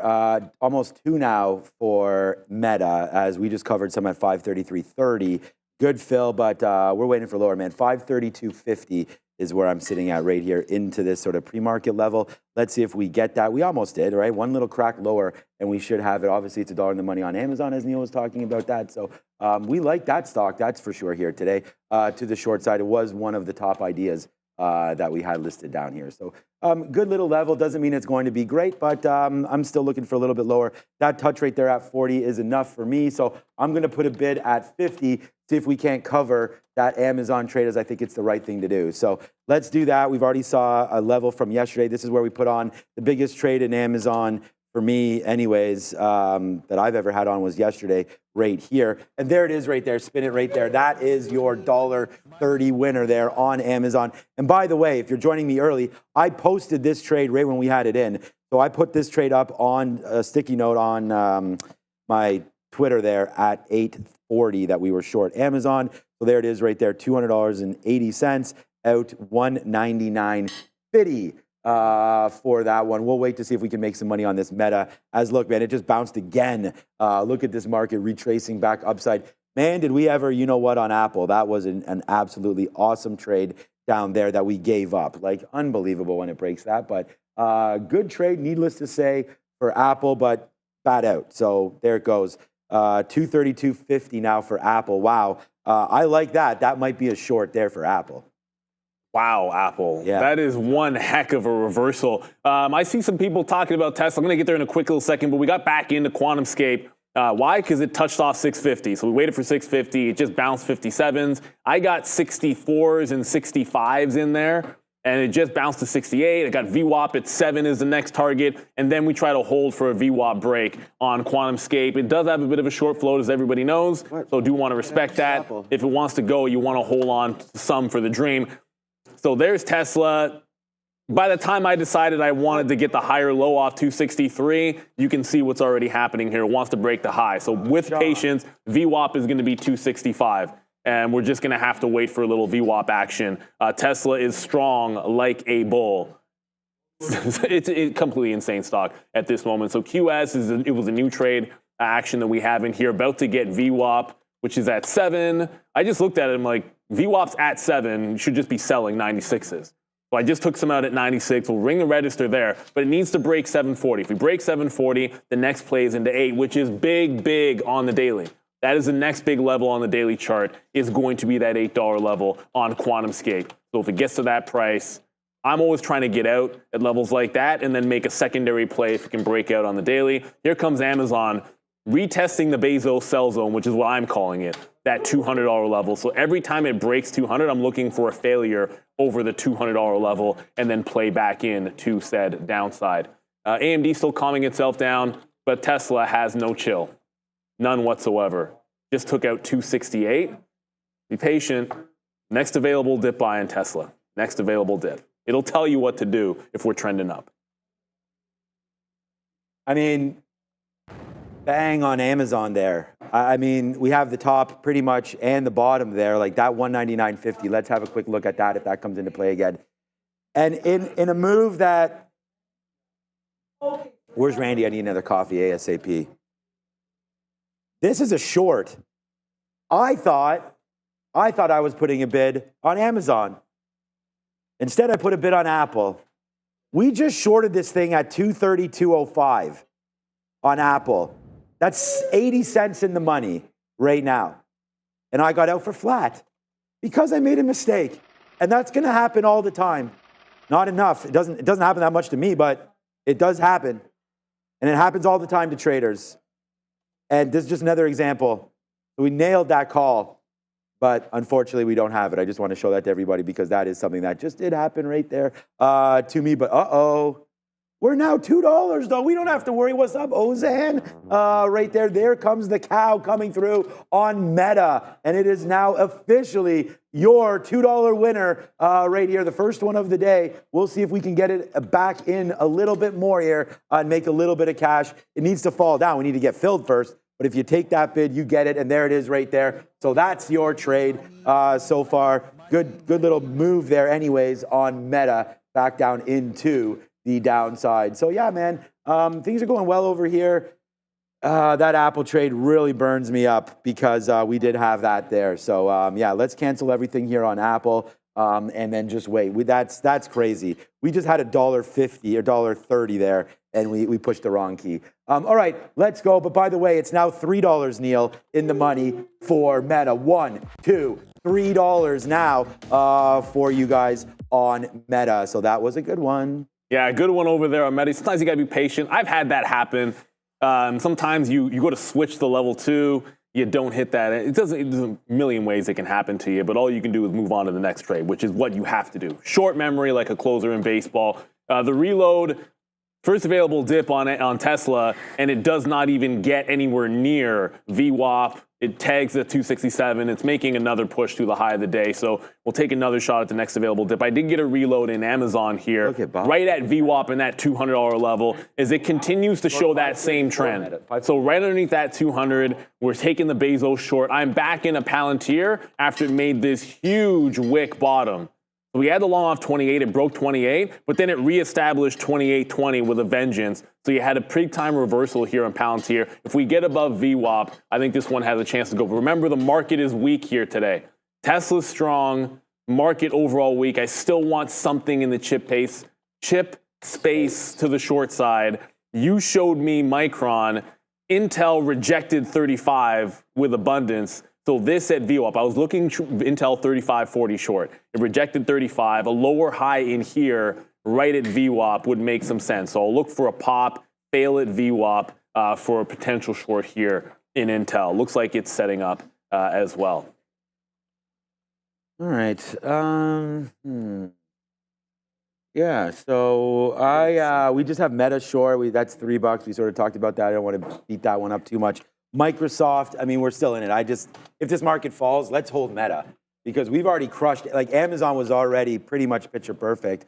Let's see if we could do something similar here. I think we already have done that. I am bidding 531 on Meta, so hopefully that one will come in, and then we'll be able to see what happens from there.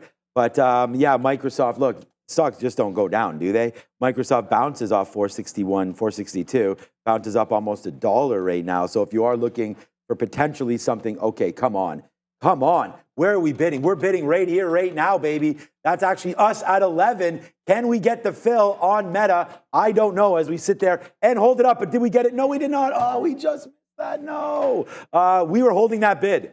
We were at 531.11 right there on Meta. That is tough, man. We were just there. That's okay. It held us. And there you go. You did just see it live. What can happen, of course. If you put live bids in there and they see you and run away. I was bidding 531.11 and it just stopped. So we're only getting out some pieces of this name. Hopefully it'll come back in and give us that other shot. We may or may not be bidding that price anymore. Let's see. There it is. We're out right now. We bid in the 20s. Haha. Joke's on me, because now it's going to break 531. But we get out, we change up our prices. And there it is, Neil. That's a $4 one right there. It's another one. We're putting them up on the board here today, man. QS, Neil's got Palantir, Amazon, Intel. We're into Meta right now. It's a big day over here and a big day on the desk with A. Part of the show brought to you by Benzinga Pro. If you feel lost in the noise of the market, then you need Benzinga Pro. Benzinga Pro cuts through the clutter and gives you the insights you need to make smarter, faster trades. From real-time news to unusual options activity, we'll show you exactly what's moving in the markets and why. Don't miss out on your chance to trade like a pro. Visit benzinga.com/pro to start your field trial today. And I think I just heard something in my ear as well. Oh, yeah, the market's going to the downside. It's tanking. We're tanking. 199 just broke on Amazon, so it is flood city. Yes, we just got VWAP on Intel. Maybe Micron's better. I didn't take a second look at Micron, but we like the shorter high on Intel. We just grabbed it here at 68s. We're already back into the low of the day. If we break the low, we're going to hold for this level. Well, this breaks, we're going to hold for 34.25 to the downside. So we got the buck on Amazon. The good news is, hey, we got a couple of longs here. Palantir is now above VWAP. So it's holding some relative strength. It needs to hold on to VWAP, and then maybe we'll get a retest of the high of the day. But some relative strength over there in Palantir, as the shorts are definitely coming in here. To this point, it has worked out pretty well, and I cannot argue with the out on AMD. I think we got out of the way of that one at exactly the right time. 85 was holding, we got 86s, but AMD is now about to test that 181.50 that we were talking about earlier. So this and 180. And the market's screaming to the downside. I'm not going to just stand in front of the level. I want to see some kind of a reversal here. Show me a bounce, show me support, and then we can work off of it. But the shorts starting to pay off, or continuing to pay off. Want to look for the next little level to get out. Low of the day right now on Intel. We'll get one more piece, and then we're holding for 34 and a quarter on INTC. Amazon, I'd like to see flush even more. Tesla, by the way, still super strong.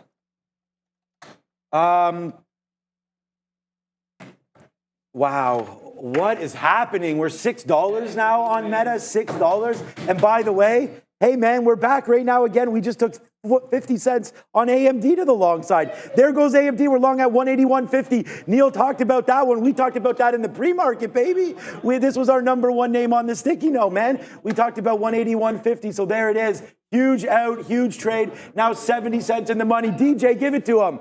It's another one right now. There's $1 in the money again on the other side, Neil. What exactly is happening? Neil, Obi, whoever's to the right, it's great. But we've got the trades right here. That's $1 in the money on AMD long, $6 in the money on the Meta short. Oh, man, oh, man. Randy, do not bring me that other coffee, man. We are seeing everything properly right here. And this is a big one. It's props up for the desk today. I hope you guys are having a good one. Oh, Neil, did I say $1 on AMD? What about $1.50 on AMD right now, as that comes right back there up to the upside as we go? So yeah, man, nothing but fun, nothing but love here right now for the market. I want to thank everybody for watching. Thank you for coming back every single day. This is what trading's all about. We're having a great time over here. How about yourself?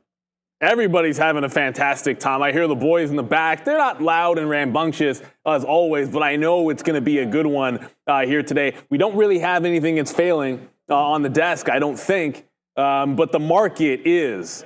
So if you find that relative strength, I think you got to stick with the names that are looking pretty strong. We did have a couple of halts. We'll go to Adara. I was going to mention MLGO. There was a halt. It just resumed right now. Maybe that's what Adara wants to mention. Keep an eye on Pacific Bioscience here. PACB, this one, no news, up about 15%. Decent volume, seeing a bit of a volume spike here, so keep an eye on PACB. Worth noting as well, this one does have a short float of around 20.7%. Pacific Bio, guys. Oh, man. Okay, I thought maybe you were going to mention MLGO. MLGO, after halting to the upside, you just had a bounce off $4. It just opened up, breaking $5 in here. This is absolutely flying. After 2 days of absolute bloodshed, well, 3 days of absolute bloodshed, it's starting to catch a little bit of a bid here in MLGO. So anyone looking at that, good look there. And good luck with it. I'm not chasing anything post 2 halts. Still looking for this bottom on Amazon. You know what? I'm just going to trail it. We're going to trails on here to this local high 199.10. So I need to cancel my stop. We don't need a stop above 200 anymore. If we get back there, I think you just got to make another decision.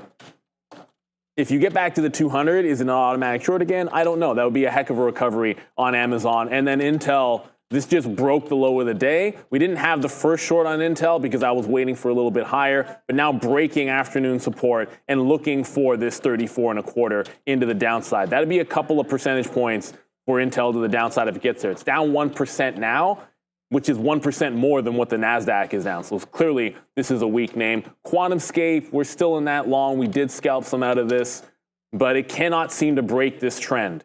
And breaking trend would be getting above $7 in VWAP. So we got that 650 level waiting for, and now the $7 is going to be in tow. If it breaks 7, I think it has all kinds of a chance.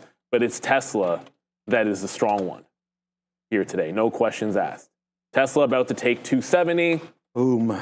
This is a monster. It's like you think, whatever. I actually, like we talk about this, you sell things at lows or at highs of the day, or all-time highs or recent highs and local highs that have been running, and you're never going to be happy in a couple of days. I know I sold a portion of my Tesla shares at 64.80 just a couple of days ago, and now we're breaking 70s. Still want to take the stairs to the upside and got to look for a dip buy that we can catch.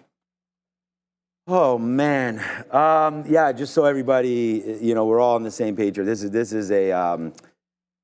been a fun day, but it definitely hasn't been an easy market, right? I mean, you had to pick your poisons a couple times there.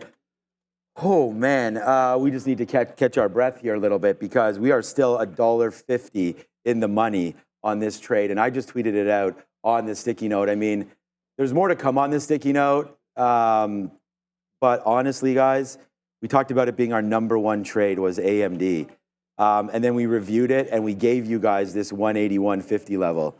So when Neil's like, "Here comes 181.50," I was like, I couldn't get over to my keyboard fast enough. And we actually got 181.54. So I punched into this. Like, I didn't even care the price. The price was irrelevant to me. As soon as it was down into this area, we've already done the work. So we knew that this was an area to buy. And I think if you're going to put in, we talk about this all the time. And actually, Tom Brady in his speech said this. The one thing that separates, everybody from each other is just work, being consistent. I mean, we did the work. It came in. We took the trade. And now, you really do reap the benefits of putting in that work to the point where it's now, it's a $2 winner. And, you have to be patient and you have to be willing to do stuff that sometimes is standing in sort of the face of moves like this. So there it is, man. It was a good trade. We only have 25%, 20% left on this, but we did real good holding out for some of these levels. Instantly taking it out in minutes, or one or 2 minutes, taking out $1, and then it just blowing from that level higher and higher and higher. So what's been a really good day here so far. It's really too bad that we got blown out of that meta early right there before hitting this short. But we're going to get something out at 529. I feel like if it comes back in, that's a level that we talked about yesterday right there coming in. So 528 might be the bottom anyways. Let's see what happens here with meta pulling rate. Actually, you know what? Scratch that. We don't want $6. Nah, let's get a little more than 6 on this. Let's get 7. What's up, Adara?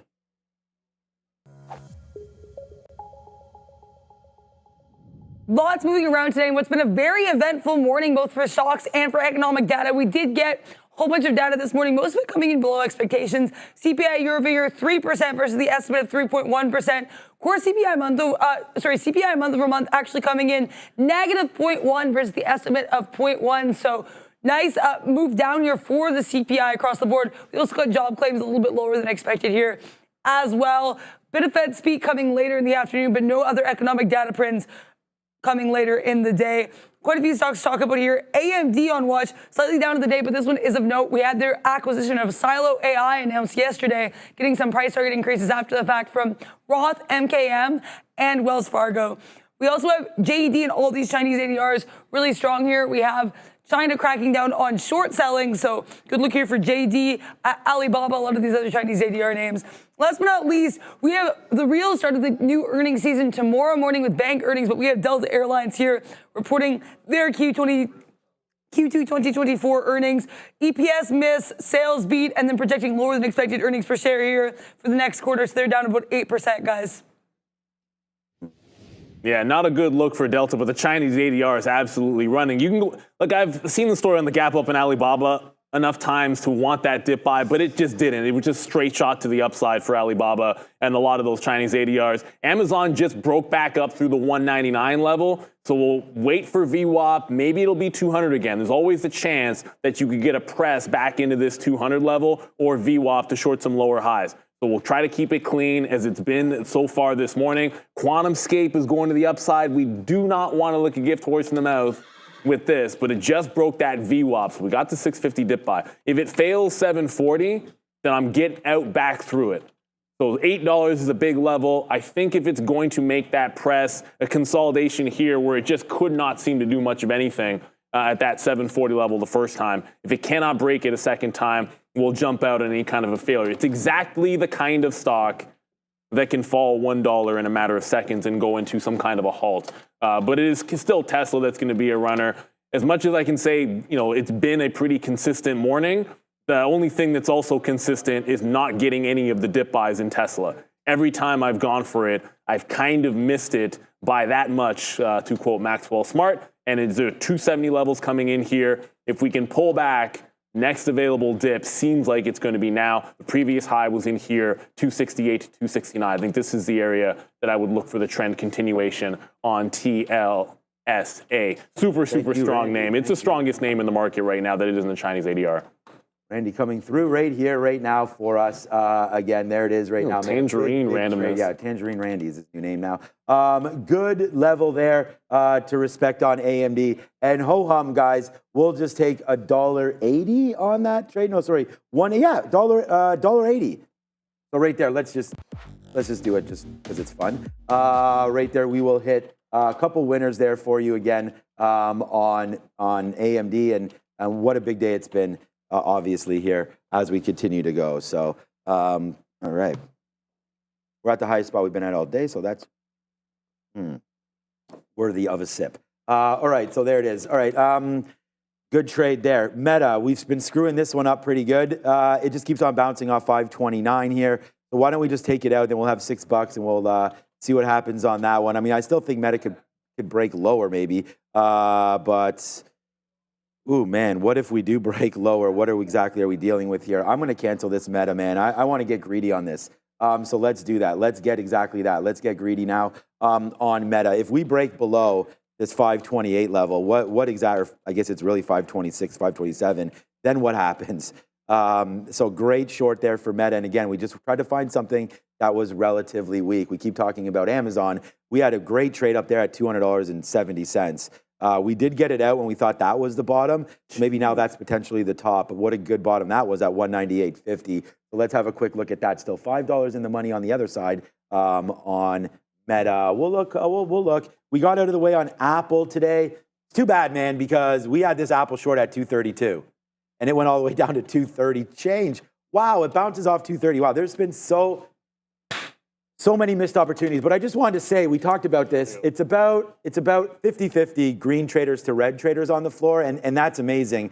So I want to say a big congratulations to anybody that is green behind us, because that's awesome. And generally here on a prop floor, you don't get 50-50. We talk about how hard it is. It's generally about 10 to 20% of the traders that walk through the doors will eventually graduate, and that just means getting $2,000 basically over their lifetime of trading.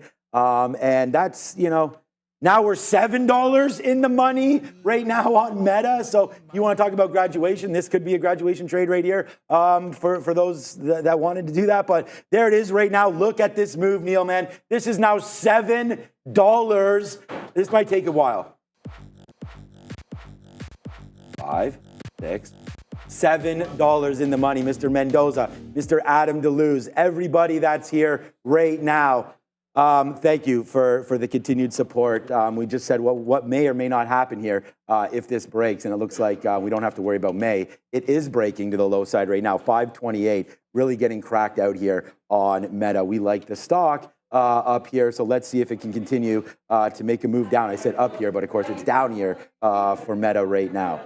Yeah, it's a great look, great trade in there. I think it's been one of those mornings. I'm kind of in chill mode now. Qualmscape does not hold on to that break. Normally, there are a lot of situations where you'd say, yes, look for a VWAP long. But I think I want to respect, I said if it failed that previous high where we had consolidation in the morning, that we'd wait for another opportunity. You can always break out that top at 740. We got that 650 level. We'll take it out at 710 and look for the next opportunity when it comes to that name. Palantir is continuing to cruise to the upside. This was one where we had to take an early hit on Palantir.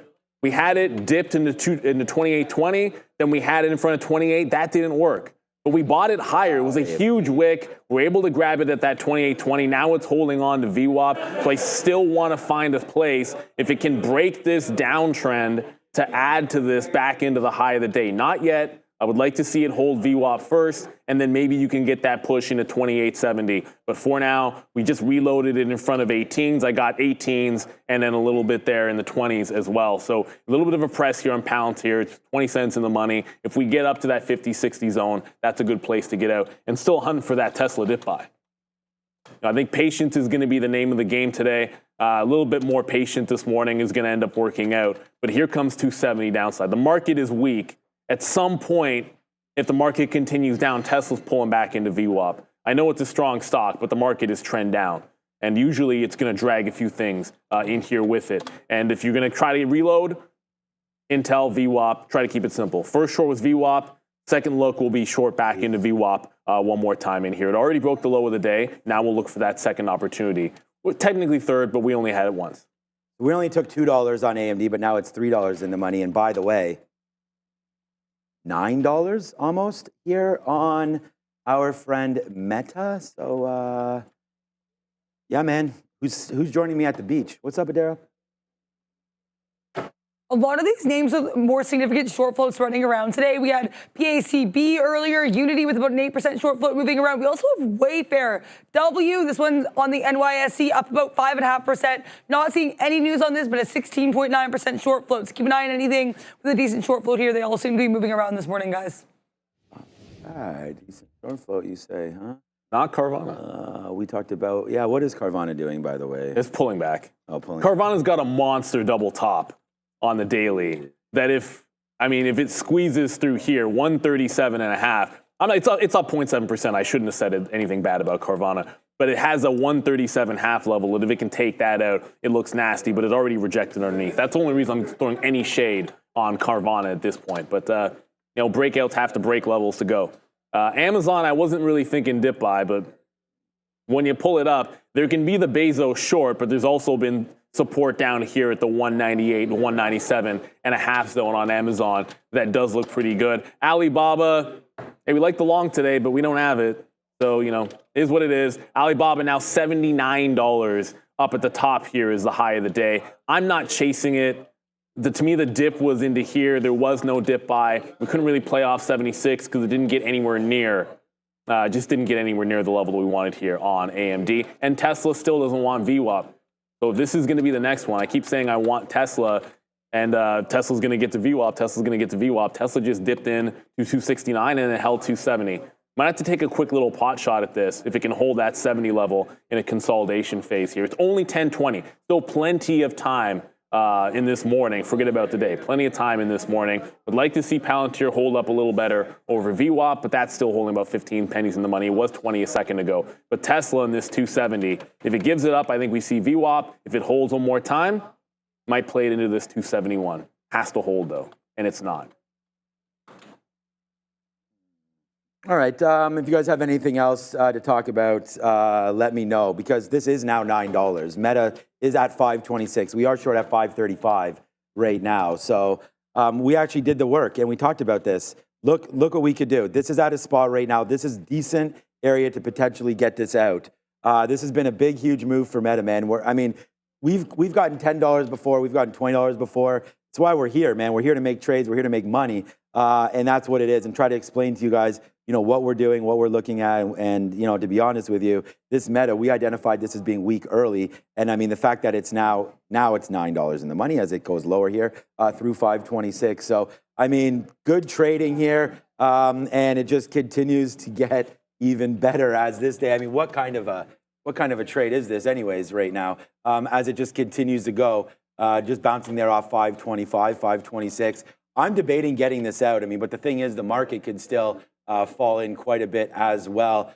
I don't know if you guys took this trade with me or not, but here comes the market back into 20,800 right now, trying to bounce. There it goes. Wow. We're almost 10 now as Meta continues to go lower here. Little bit of a bounce spot potentially.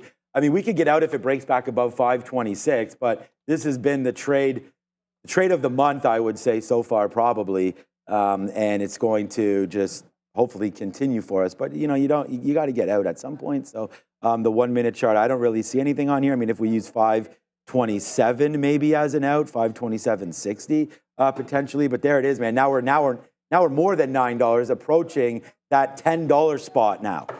So wow, good day today. I like the stock. I don't really know what else to say. We'll look for some more opportunities, man. Nike, maybe. Yeah, some of you guys want to look at that. So we can have a look at Nike, but what's up with Adara first? Keep an eye on DAL here. Delta Airlines, they did report earnings this morning. They're currently undergoing their conference call, so if you're involved in the name, be aware here. We do have some comments coming from the CEO saying that the domestic industry growth has accelerated through the summer months, and so there's been some impact on the yield performance in the main cabin, and that Delta is the most insulated from this dynamic. So interesting notes here. Just be aware of this DAL conference if you're looking at this name, guys. Not particularly, but Delta, in the aftermarket show, we mentioned $42, and it was like the 50 period or the 200 period moving average. It actually looks like it held that, so congratulations on that. But if you're trading during an earnings call, all we'll say to you is good luck. So we talk about being patient, waiting for that next opportunity. Tesla is now pulling back into VWAP, so we didn't chase it. We said it has to hold 270. Like, you can be like, just take the shot at 270. I want to see any buyers there. There were none whatsoever. So now you're getting the dip. Need to have this one calm down a little bit here. The other thing starting to come back in. We're still in Palantir. This was the level we like. That 2820 needs to put in the higher low for PLTR. Why 2820? Afternoon support. If it can do that same hold here in the teens that it did before, then we can add to it. And Intel close to, it's making that push down in. Target was down here at 34.25, right off of yesterday's lows. We're going to park the bid in there and just get out on INTC. We didn't quite get to VWAP for a reload there, but you got to be able to ring the register on these. Just play your strategy. Patience is definitely going to pay out here because Tesla is now screaming down into this VWAP. So I'll be out of Intel at yesterday's bottom. Palantir looking for this curl and dip buy as well as Tesla. So that's where the eyeballs are going to be. Keep in mind, remember, we've seen this before. We have the 830 reversal. The 830 number goes to the upside and you have that big reversal play. And even the strong stocks sometimes can participate to that downside move. But I want to give Tesla, the strongest of the bunch, at least a couple of chances here.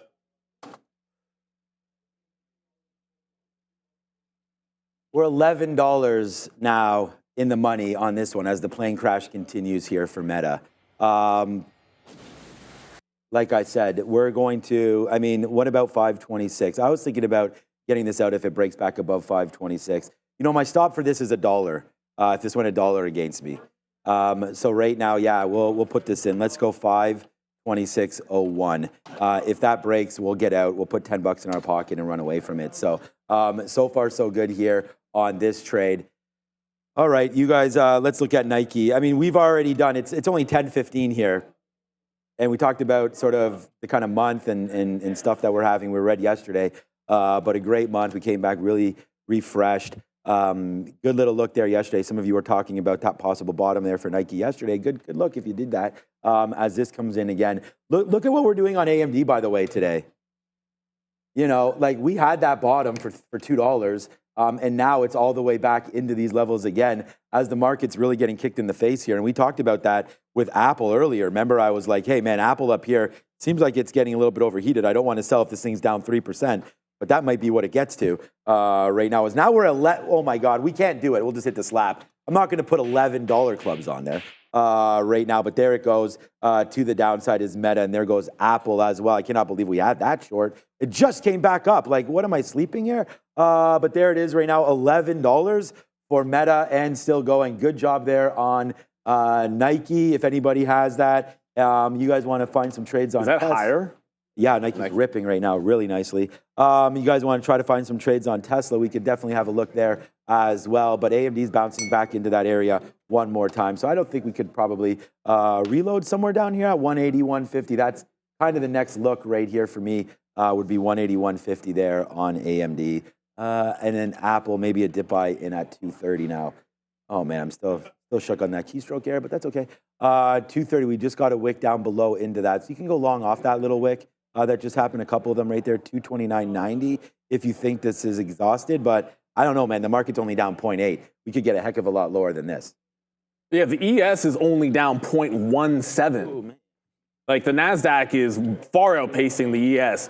Tesla, we said wait for that VWAP in there. There was a buyer in the curl. You saw me just take that at 267.90. It rejected 269 aggressively. That's the best way to put it. So on the way back through, got 268 halves out to take a $0.50 and then wanted to wait for VWAP to maybe give us something down to 267 support. I got out flat, looking for a press down at 267. The market's pretty heavy right now, and there isn't really a consolidation down here yet. But if we can get a little something on this, it's the one I am looking long. As I said, probably the last thing, here comes Intel. It didn't really tag this bid. Okay, never mind, it just did. Okay, no, it would just hit the low. I was about to say, there was a wick. You could see the candle was down where it was at 22, but it was only printing 23s. We just got that 22 fill, so we'll be out at this point on Intel. The trend is good on this. but it's nowhere near what NVIDIA is doing to the downside. NVIDIA is definitely flushing. So if you're in that chip space, NVIDIA is weak, Micron is weak, Intel is weak, AMD is relatively strong. NVIDIA to 128.5 didn't seem likely at 8:30 when we got that number, but that would be the next level to watch out for here. So even Tesla into this market, it just lost VWAP. So sometimes I get out like this, and it's like, oh, why would you get out so tight on Tesla? And it continues to go to the upside. Just got to stay in your lane, right? Everyone trades a little bit differently. Now you're breaking that 267. The market is definitely heavy. So it's been a good one this morning. Can't really complain about it because we don't have a red name. But Tesla early was a bit of a swing and a miss, trying to pick up some of those longs. Next stop would be 263 or reestablish VWAP. We just have to wait for that next opportunity. The Chinese ADRs, this is BABA at VWAP. Like as fast as it comes up, look how quickly it came back down. So patience is a virtue. If you chased Alibaba, you got absolutely burned up at that high, but it just gave you VWAP. So if this is going to be a losing trade on a long and BABA, we wanted 76s. The market's saying dip into 78, which is VWAP. If it breaks, I'm giving this a little bit more room down into 77.80. So Alibaba, we waited for the dip, but much like Tesla, it needs to hold this level. Yeah, you got that right about not everybody trades the same. We talk about that all the time, man. And I mean, right now, just even on these two trades, right? We'll be flat on Apple, we'll be huge on AMD, huge on Amazon, and huge on Meta. So today's another one of those days for us here. I'm going to take this out on Meta right here at 522 if we can. I mean, I was just looking at this and just thinking that that's 522 right now. We're $13 in the money. I mean, so today is going to be one of those trophy days, and there it is right there. Let's just ring it out right now. Face slap it out. Put that on the board. That's 13. What is it? $13? I don't even at this point. $12.60 winner right there on for your friend Meta. So there it goes to the downside right now. So we don't need to tell you the kind of day we're having because it's right there. So hopefully you guys are also contributing to a green part of your month and trying to make something happen here today. Because like I was saying, I just messaged these guys. Like I can't believe last week I had to take that time off because if last week was anything similar to this week, then wow, what a bunch of moves we've had here today. And really happy to be trading, of course, as we love doing what we do here. Thanks to Rahim Alani for coming on early. Thanks to Fabian, Ramin, Adara, Neil, everybody Tesla over here that continues to support this. And I mean, that was the whole point of Trader TV Live, was to show that, hey, making money, because we keep talking about the percentages and the odds, it's tough. So we're trying to show you that, you can make money, you can make calls like this, and put these kind of things on the board. So there it is, man. It is a trophy day, and it's a good one here. And it's going to be even better when we go over to Adara.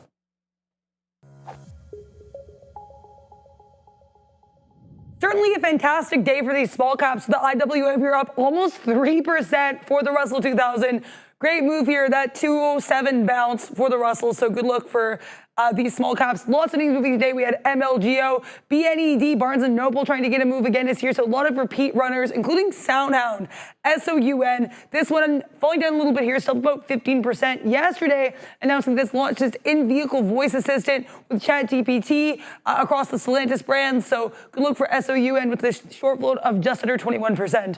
We also have Kasia Therapeutics, another day two play here. KZIA up about 90% right now. Yesterday announcing that they have their positive results from their comparative glioblastoma treatment study. And last but not least, this one just started moving here. LCFI, this is Locify, Australian company, up about 190%. Not seeing any news on this one, but it is worth noting we have a market cap of just under $3 million and a float of around 989,000 shares. So really small float here for LCFI, guys. I think I don't think I've ever heard, we've had Chinese low float names on that small cap, Israeli names every now and then. Singapore, I don't think I remember an Aussie company, ADR. So that's a first, but I can't say that one's on the radar. I'll get back to Quantscape in a quick little second. But Bob is the only thing I'm in. Intel's at this 34-ish level. It's not at 34 yet. But I just want to remind, I did say there would be a potential dip buy. I think I said this yesterday, but it's not really exactly 34 even. I know round numbers are fun, but support is underneath 34 for Intel. 33.80, 33.75. That's the spot for me. It's like, well, are we going to get back into the short at the low of the day? Probably not. You got to look for some kind of a pop there. So I'm trying to be patient. It's down a couple of points. Thank goodness we didn't chase and didn't hold Tesla. Look at it. It's not even looking any good for necessarily longs until it starts to calm down a little bit here. Does not hold on to VWAP. You guys can all see that. Like, there is no VWAP hold. There is nothing here for strength in Tesla yet. So let this one calm down. It's just BABA and VWAP that we happen to have currently. And then I wanted to get back over to QuantumScape as well. It does this little dip into 66.50, so I can slap the fail for missing it. Was on BABA, was going over what we wanted to do next there in Intel and maybe Tesla. And then that little dip happened right back into the low here at the 66.65, pretty much where we got it the last time. So good look there on QuantumScape. It is trending down, however. Like, you're getting lower highs, so it's holding support, but into lower highs. I'd like to see it break VWAP, or you got to do some kind of a scalp trade. This market is absolutely flushing into the downside and taking crypto with it. Mara close to that 19 level, pretty darn close to that 19 level, as it's trying to get back down there. But the support's been under 19 on Mara, not over. Like, I thought $13 was good, and you could see right here that it just continues to go more. But like we keep saying, man, you can't. You got to take profits at some of these spots. That is for sure. What was that? Palantir. I think I want to get into that right now. So Palantir, nice little dip opportunity. You guys know how much we like some Palantir over here. So wow, Amazon's at 196. Are you kidding me right now? This should have been a $4 winner as well. There goes Amazon. That should have been. I mean, we took it out where we thought we needed to. But wow, Amazon. You can go back, man. When I'll send you a note from me and Obi 2 days ago where I said Amazon's a short. We just got to find it. We did in the pre-market. It is written on here. But again, to predict a move like this is pretty hard to do. Meta, I'm pretty happy to be able to get out where we did. Apple could be a buy. There was another name that I just mentioned, Palantir, that I wanted to look at as well down here. 2770, I feel like might be something to look for Palantir as a potential out area. Let's just buy some. I'll just punch some in right now, get some half prints because I want to get the longs. So we'll take some longs now at 91 in a bit. If Palantir does fall in, I mean, I'm looking at that 70, obviously, as an out. So we'll see if that can hold out for us. 27.68 or so. If we break below that, then we can officially get out of Palantir. But yeah, I really like this name, especially if it can come in to the downside and we'll get a little bit longer. Hey, man, we just punched into it right there, and it was a nice little win for us here. So far, just 7 cents, 8 cents. All right, we can take some pieces out here. Let's take some out and just go like this. All we're doing right now is stacking it. We've already told you the kind of day that we're having, and we're about to get even more right now as we just take some more outs right there. We got some 99s and 97s on a 91 half trade there for Palantir. So, you know, again, like we say, trade what you guys want to do. But so far today, Apple, AMD, Amazon, Meta, and now Palantir. And it's been a fantastic day here. But again, kind of middles. The market, if you haven't been thinking short, then you've sort of missed that trade there. It's too bad because we don't have any longs today except for right now. So let's see if that one wants to start to work. We did have Apple early, and then we flipped short. Apple all the way down. Now it can come back up. Maybe it can get back to 232, and we will reshort this beast. But hey, for now, look what's up with this. Look at this, Neil, man. We just put on Palantir. Look, sometimes you have to wait like all morning to get 20 cents. But there it goes right here, Palantir. Let's see if we can get 20 cents in 3 minutes. We'll see. What's up, Adara? Yet another heavily shorted name to the upside here, though. This one has a catalyst. It's going to be Big Lots, BIG, about 21%, getting a $1 price target here from Loop Capital. They upgraded it to a hold. So BIG here with the catalyst near high of day, guys. EOPPA. You're Biggie. I'm just going to go Biggie every single time for Big Lots. BIG, not necessarily the name on my radar. We're only in Alibaba, that 78, that VWAP, all that good stuff. But I'm looking for places to short pops in the names that have been working. So if it's Intel, 3450 is VWAP, but you also have an opening range bottom here at 3540 that can come into play.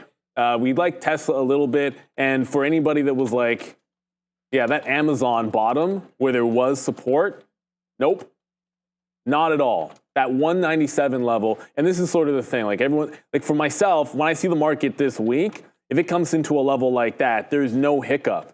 Like it just, you stand in front of a moving knife. But now all of a sudden you have a bit of a reversal candle. You got this 196 it's holding, and it's holding a consolidation higher. So this would give you a spot where if it can hold this 96, it starts to look a little bit decent here. Tesla's making a bit of a move as well. Mara, just quickly, because Mara, I always said I was waiting for that 19. Mara's already at VWAP. So, yeah, 19.50. It was 2 seconds ago this thing was at $19.10. We're not going to get that pressed down in Mara all the way at 19.50. And Bitcoin didn't even do anything. That's what's weird about it to me. So Alibaba, it's about 10 cents in the money. I'll take something out at the quarters here. But just going to have to adjust the plan on Mara. The market was screaming down. I thought we were going to get the push. Next thing you know, you're at VWAP. Going to have to wait for a higher low, a hold of VWAP, something different. Shocked because Bitcoin literally didn't even move just now. And this thing just went 2 points. Yeah, 20 cents or 10 cents there for Bob, but we got 20, sorry, for Palantir. My bad, just got the names mixed up right there. So we'll see if Palantir wants to continue to go up. I mean, we just punched this long, like I said, a couple minutes ago before he went up to Dara or Neil, but good little move right there as we are now out of half of our Palantir trade as it continues to get a little higher. I mean, if we can get to VWAP, that'd be pretty good. So let's put an order there right now, PLTR on New York. Let's put an order in and around 19s and see if we're able to capture some of that love right there. And it looks like it is coming back up to the upside for PLTR. Let's double check our meta trade. Yes, sir. Looks pretty good there. We got out at 522, now 523. What's up, Adara, with crypto?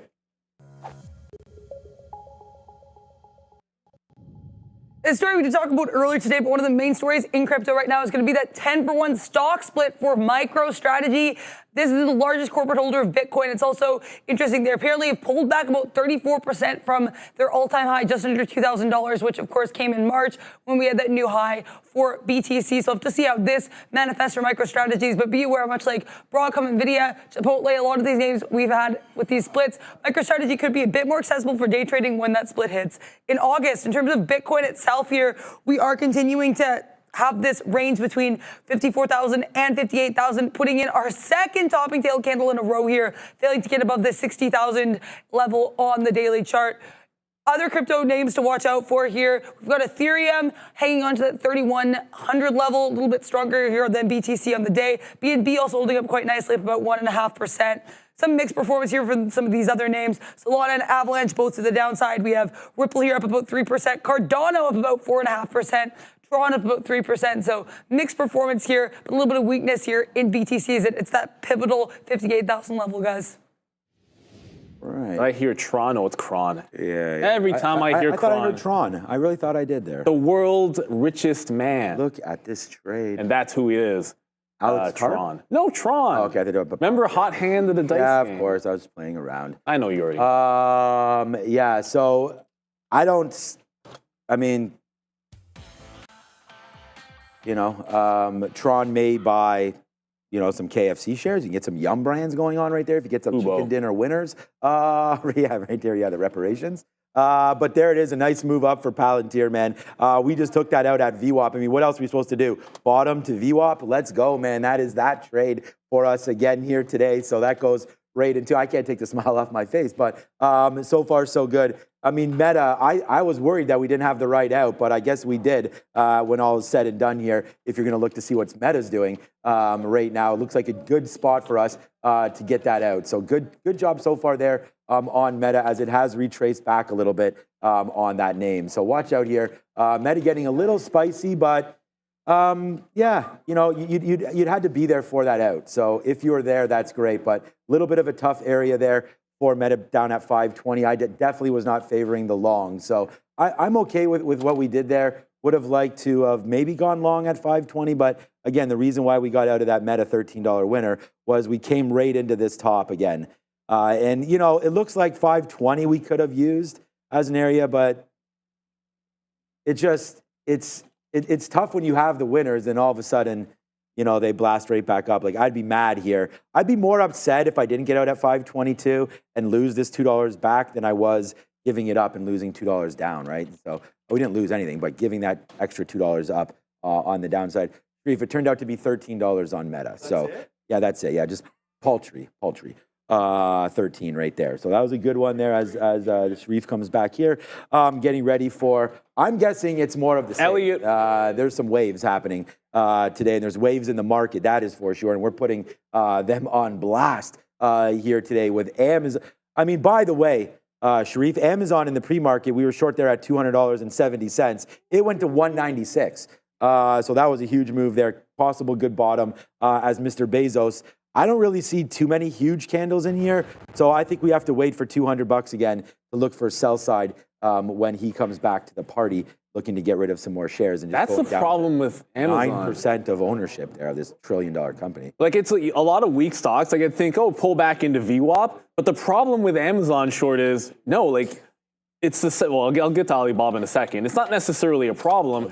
It's just that the level has been, everybody, it's just, you can see where the resistance is on the stock, and selling it anywhere else hasn't just been any good. Like, look at yesterday. Like, you sold at VWAP. You had to sell it before VWAP there. But if you tried this VWAP trade, that was a blowout. And I know because I started shorting it early. And then the short was at $200. So no mistake made. It has to either hold yesterday's low and show extreme weakness, or I think you just wait for the 200 level. So BABA did get up to the 30s. I think if it retags the high of the day, I think it's a place to jam out. The market is trying valiantly to catch a bid here, but it's looking weak again.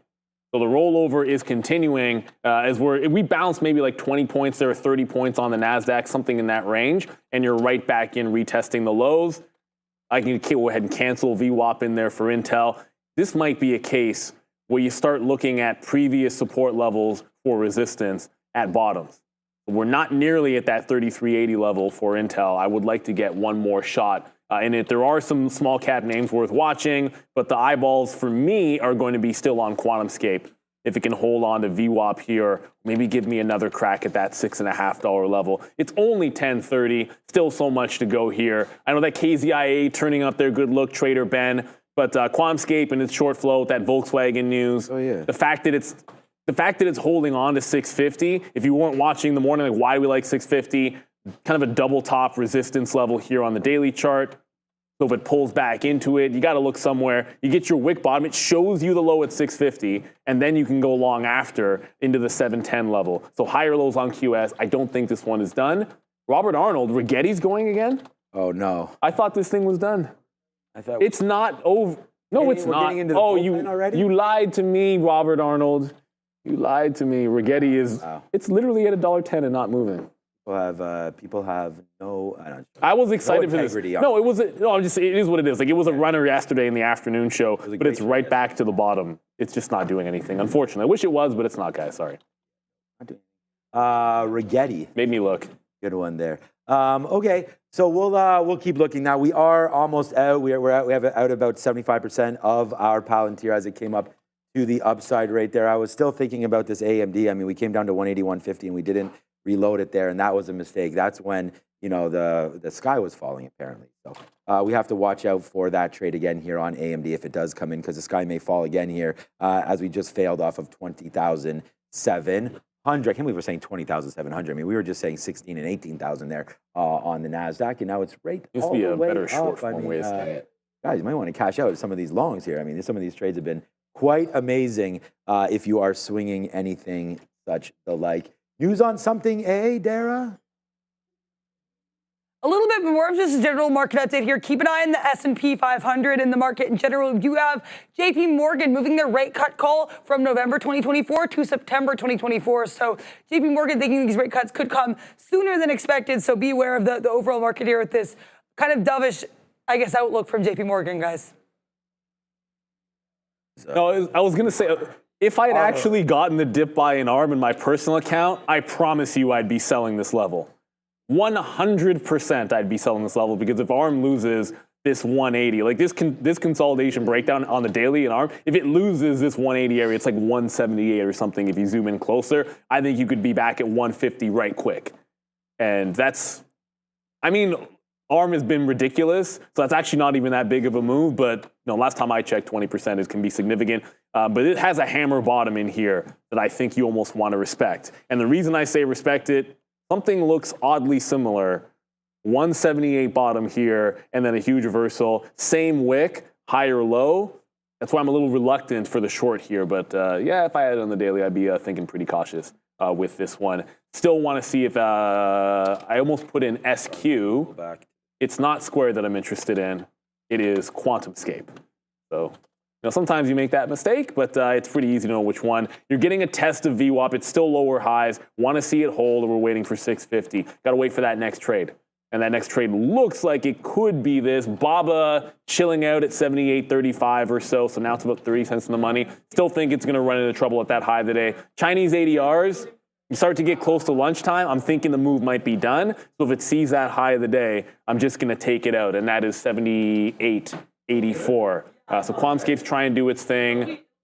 Amazon doesn't look very strong at all, so I'm not even thinking about that. Tesla might be trying to hold into VWAP. I was waiting for the low of the day, but nothing. So we got to look for something off of VWAP here, if it can even hold that. So it's either VWAP or try to hunt for the lows on Tesla. We got out of Dodge once. I don't want to be fighting this too much here on TSLA. And Intel doesn't even want to give me the short. Hey, our guy over here is giving people. What's he doing now? He's trying to put a hit on Trend over there, as far as is what I heard over there. He's like a godfather. He's like, I give you permission. He said to Adara to basically authorize. Oh, like a little bit Italian. Authorization. Was Trent going to be swimming with concrete shoes or soon, or what? Or what's going on over there? All right, I don't know, but a lot of fun happening here at Trader TV Live, and I don't know. Just put a vest on that thing, man. What's going on over there? I don't know, man. He got a little dark. He got a little dark and twisted. You know what I'm saying? Excited for new Eminem album tomorrow. That should be hot fire. Just I think his Toby song is awesome. All right, so we'll just continue to watch out to see what happens right here. I can't get the smile off my face. I mean, the day that we've had here has been very, very good. So I'm pretty happy with what we're doing here today, and I can't wipe it off. So that's great. All right. The rain has passed here in the GTA. No more gloom and doom unless it comes from Mr. Hitman over here, Sharif. So let's go back over to the screen. Poor Trenda. With Adara. When you look at this sector board, it's pretty clear how we have a lot of this big tech bringing down the market today, because a lot of these other sectors are actually very strong. We have a lot of strength in finance. Keep an eye on these names ahead of the start of big bank earnings tomorrow. We also have health technology pretty strong here. Producer manufacturing, some weakness, but generally strong. Energy minerals, consumer durables, utilities, process industries, transportation, commercial services, and non-energy minerals. So really the main weakness here is going to be with some of these big tech names. Electronic technology right across the board with these chips leading the group to the downside despite a great day yesterday and some positive analyst notes on AMD. We also have tech services to the downside here. Keep an eye on Netflix, NFLX, trading lower. This one actually has its earnings next week, so that's definitely a name to watch. Another sector worth talking about here is retail trade. Some strength in these home-related names. Home Depot we have to the upside, Lowe's we have to the upside, but Costco notably red here. Yesterday they rallied in the aftermarket, announcing their June sales growth on a year-over-year basis. They also did announce an increase for their membership prices. So COST downside, pretty interesting, guys. USD down. Oh, Costco's down? All right. So when we looked at it pre-market, it was holding, it was really holding those gains decently, but it was on no volume, right? So the market opens up and Costco heads to the downside. Where is this thing headed to? It's headed higher, but I don't know where it's headed in the next couple of minutes. 840 on the daily. I'm just sort of thinking, I don't own the stock, and this is one I've been trying to get into on dips. 840, 820 is VWAP. It's not VWAP. The 250 period moving average. The 200 period moving average is irrelevant to this stock. At least in the long term, it hasn't been anything. So yeah, I'm thinking I might be involved in this if we get a pullback. But what I'm now looking at here, I just pulled up SMCI because I was talking about ARM in my head. SMCI channel, look at the higher lows and lower highs in SMCI. It has gotten bottom to top every single time. This last press has stalled out halfway. If we reclaim this low, SMCI 800 is the bottom of the channel. We've been having breakouts to the top side on these chip names, Intel and ARM. AMD did it, not ARM. But if SMCI loses this could be trend into the 200 period. That's like 20-something% if it loses 800. So anyways, we'll see what happens with Broadcom. Maybe you can prop things up for a hot minute. But for now, the market looking relatively weak. Here comes Tesla holding VWAP, though. Yeah. Okay. Now something, I don't want to speak too early, but you've now had consecutive closes over VWAP here on the 3-minute here for Tesla. So this 267's trying to catch a bit of a bid. Okay, we'll have a look at it as well. I was thinking about Amazon bidding down here at 97s, but we're going to wait for 96s. That was the confirmed bottom. So again, it's 10:42. Let's see what's for lunch. We don't have it yet, but I'll get it to you when we do. Just real quick here, though. We just got stopped, not stopped out. Stopped. Stopped out. Right there. We haven't got stopped out yet today. Because, well, we did on our first Apple long, which was good. And then we stopped ourselves out with a keystroke error on this Apple short. Like, we have the Apple short there. I'm more mad now at this one because it came right back up. So we know Apple has a chance to be strong here today because it kind of came back up here at 10:06. While meanwhile at 10:06, the market was like kind of just falling down here. So a little bit of a move back up. If we can get something like that, then I think we'll be able to short Apple. Most likely now in and around VWAP is the spot for me to look at now for AAPL if we're able to do that. Good out there for Palantir. We talked about it. We could have a look at the banks as they come through tomorrow, right? Oh, yeah, Citigroup. Yeah, exactly. So Citigroup tomorrow, JP Morgan, all of them. I believe Wells Fargo tomorrow morning as well. I'll double check on that one. But it's normally those three. You're right. Yeah, it's normally those three. Plus It's always the same. And then three. it's and then Goldman and Morgan come the week after, the days after. So See, Morgan's problem is next time they should just, they always report Bank of after America. Goldman Sachs, which is a mistake. Morgan, move it to before Goldman Sachs Yeah. so that you don't look for disappointment there. But Wells Fargo tomorrow morning, pre-market. I'll have to miss the banks, but you know what? we don't really normally. No, I don't mind because one of the dumbest trades I ever made live on this show was actually Wells Fargo in the morning during the earnings call. I remember just getting, it wasn't the fact that the trade lost, it was the fact that it was, like my stop didn't actually fill. It triggered and then didn't fill because during the earnings call, the spread just opened up. It fired an order. I didn't use a market order, I used a limit order, and then had to punch out for it was like a 3% move that I should have been out in the first percent because I didn't use a market order. I don't like market orders. Just leave it at that. Tesla, talk about patience. Buyers at 267. They did not hold up. When it tested 267, suffice to say they lost, and they lost really, really quickly. So Tesla's still trending into the downside. It just might be a short the pop situation. Until you're holding VWAP, I'm just not that interested. Alibaba is the only thing that we're in right now.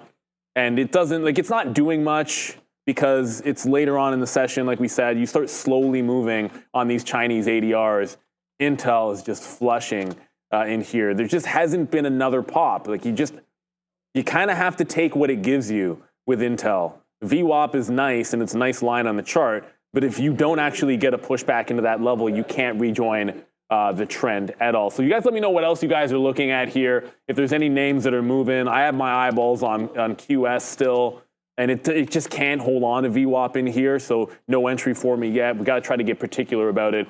Smell my finger just said Affirm is pretty strong, relatively speaking.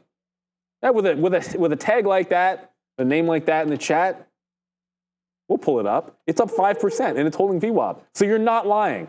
5.5% and holding VWAP when the market is not looking good, and the daily chart looks pretty good for a bounce on Affirm. I haven't looked at the stock in a week. Look at it hold $28. The only problem is look at it also hold this downward trend on the daily chart. That's fine. That's for another moment. Right now it's holding VWAP, looking pretty strong. I don't know the specific reason why this is up 6%, but it doesn't really matter.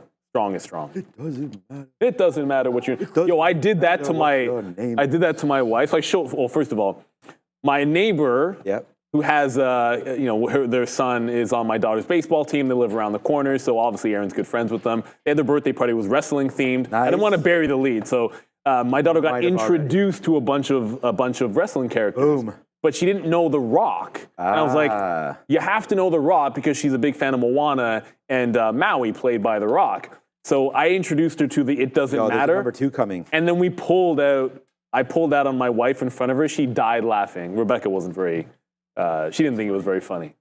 I think it's pretty funny. I mean, that Moana 2 is coming out too. I mean, there's a couple reasons why I like the Disney stock. I think that they're starting to hit finally, maybe. It hasn't been a great stock. There is no doubt about that. But they're trying to hit now on the box office with Inside Out 2, which you got to see, by the way, as you know that. When your daughter comes back with your wife. Tomorrow. Okay, good. Perfect. Take her this weekend or something if you get a chance. I can't do much else. I know. You have that surgery. It's like an hour, man. It takes... No. But you're not going to be feeling comfortable. Trust me, like when I had my knee operated on, I was in the hospital. The knee is way worse than... Oh, dude, I mean, Achilles is a 60-minute... They said it could be 30 to 60 minutes. Yeah, mine I'm was. expecting to be home by the market close. Maybe that's overly optimistic. Yeah. No, I think you will be, man. I think so. All right, well, good luck with all of that, obviously, and I don't think you need too much luck because you know, we've got good doctors here, and you know, but we never know. So Disney's at a good level. good luck with that. Yeah, I mean, I need Disney to get above 100 again before it gets super interesting to me. But yeah, Disney right now, not a bad level at all. So all right, were we supposed to call for ADR a couple times there? I think. No, super chat. Okay, good. All right, so let's have a quick look at the super chat. Thank you so much to everybody who's been with us here today. Alt Styles, Stills Styles. Someone have a great show. Have one on me. Great show. Thanks for all the levels on the hot stocks. Hey, you guys are helpful for us home traders. Respect to you too. Alt, is it ALT? I don't want to have that name wrong. Yeah, ALT. So what's up, Alt?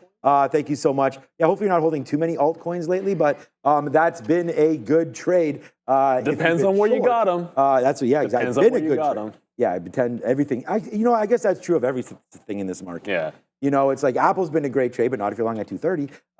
So, all right, let's keep going here. And that's 10:48. We are getting close to money talks. I haven't looked at the DXY in a while. So interested to hear how that's been doing. I know Canadian dollar's been going to the downside. We did have oil bumping a little bit here today, so we could check that out. It has been a little disappointing, though, to see Bitcoin drop below 58 again. So 57.7 and 31.50 coming through for Ethereum. So again, you know, pretty good days around here. You know, I haven't had too many trades since gleaming over that Meta trade and Amazon and Palantir and all of that. But as you can see, since we've gotten out of this, there's been a couple opportunities, but now we're trying to just flatten out a bit. AMD has been, that was huge. I mean, I wish we would have held for there, but we just held into the pre-market, which we're fine with. That one. And then honestly, I didn't miss this trade at all. It's just, it was a starter position, so we didn't have a whole bunch of shares on it. We're still up really nice on Amazon, but we're up more on AMD than on Amazon because of the shares. It was during the day, and we talked about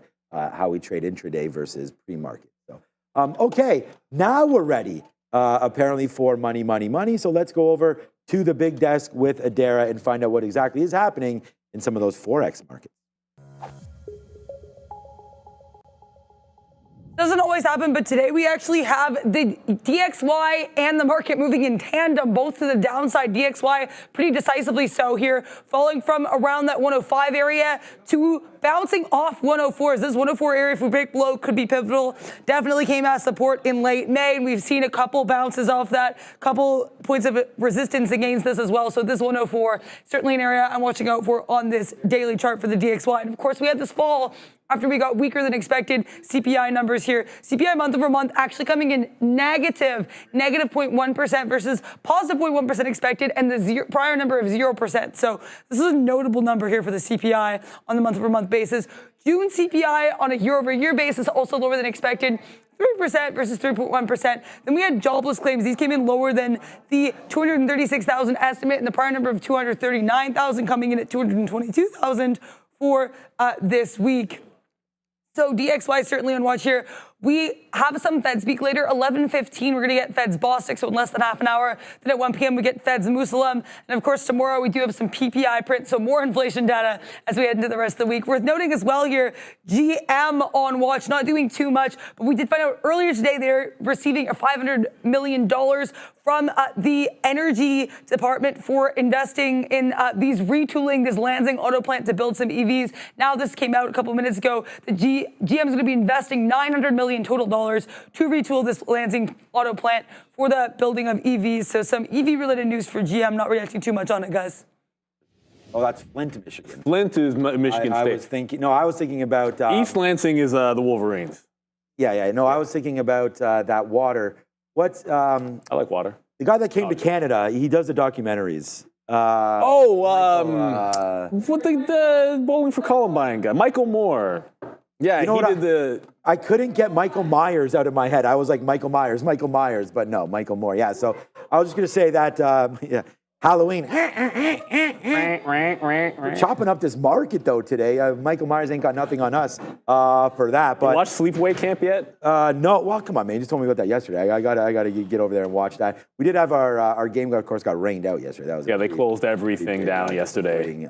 Run That sucks, but what can you do? My daughter's away, so I'll take it. Hopefully they can get rescheduled here, but we've had a pretty wet summer around. See, you know what's legit is, I'll tell you right now, like when you're, we'll go to there just a quick little second. No, when you're the coach and your kid can't be there for whatever reason, you still got to be there for the team. That's what it's all about. You know, it's or you can not be, but you know. What? We got. No, you could go. You could. I have 3 assistants. I know it's different. Like no, not every like And I was ready to go. If you have 4 or 5, it's a different story. But I've seen that happen where like it happened to a team that we were playing. I'm like, holding on to they had something. one coach, they had one person show up, and I'm like, oh, the coach isn't here, and it's like it was apparent because the coach's kid wasn't there. I'm like, that's pretty whack. I'm like, come on, man. You guys use like, Team Snap? You must. Yeah. You don't have no. the app? So actually, we have Team Snap, but we've been using WhatsApp. Like everybody. Basically, there was a mutiny over Team Snap. Is like it's just an app that teams can use to communicate with each other, have their schedule, all that kind of good stuff. Perfect. But it is good. But everyone just prefers communicating on WhatsApp because they already have it. And I was like, I'm not. Yeah, but the thing is, then you have to go open up the schedule on the other page. I didn't want to. It's not. I didn't want to fight that battle. And I'm not officially the head coach, so I'm like, I'm not dying on that hill.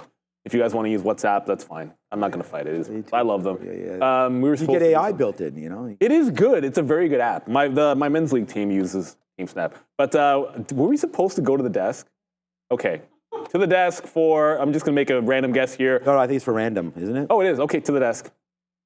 This is the Affirm news here. This one up about 5%. A lot of these other payments names are up earlier today, a bit more volume. So this Affirm did not notice here, but this partnering with Rona. So if you select for Affirm at checkout on Rona, approved Rona customers can split their purchases into bi-weekly or monthly payments for up to 1 year. So AFRM, this could explain the move in some of these other payment names. We did have UPST and SQ popping up in volume earlier today, guys.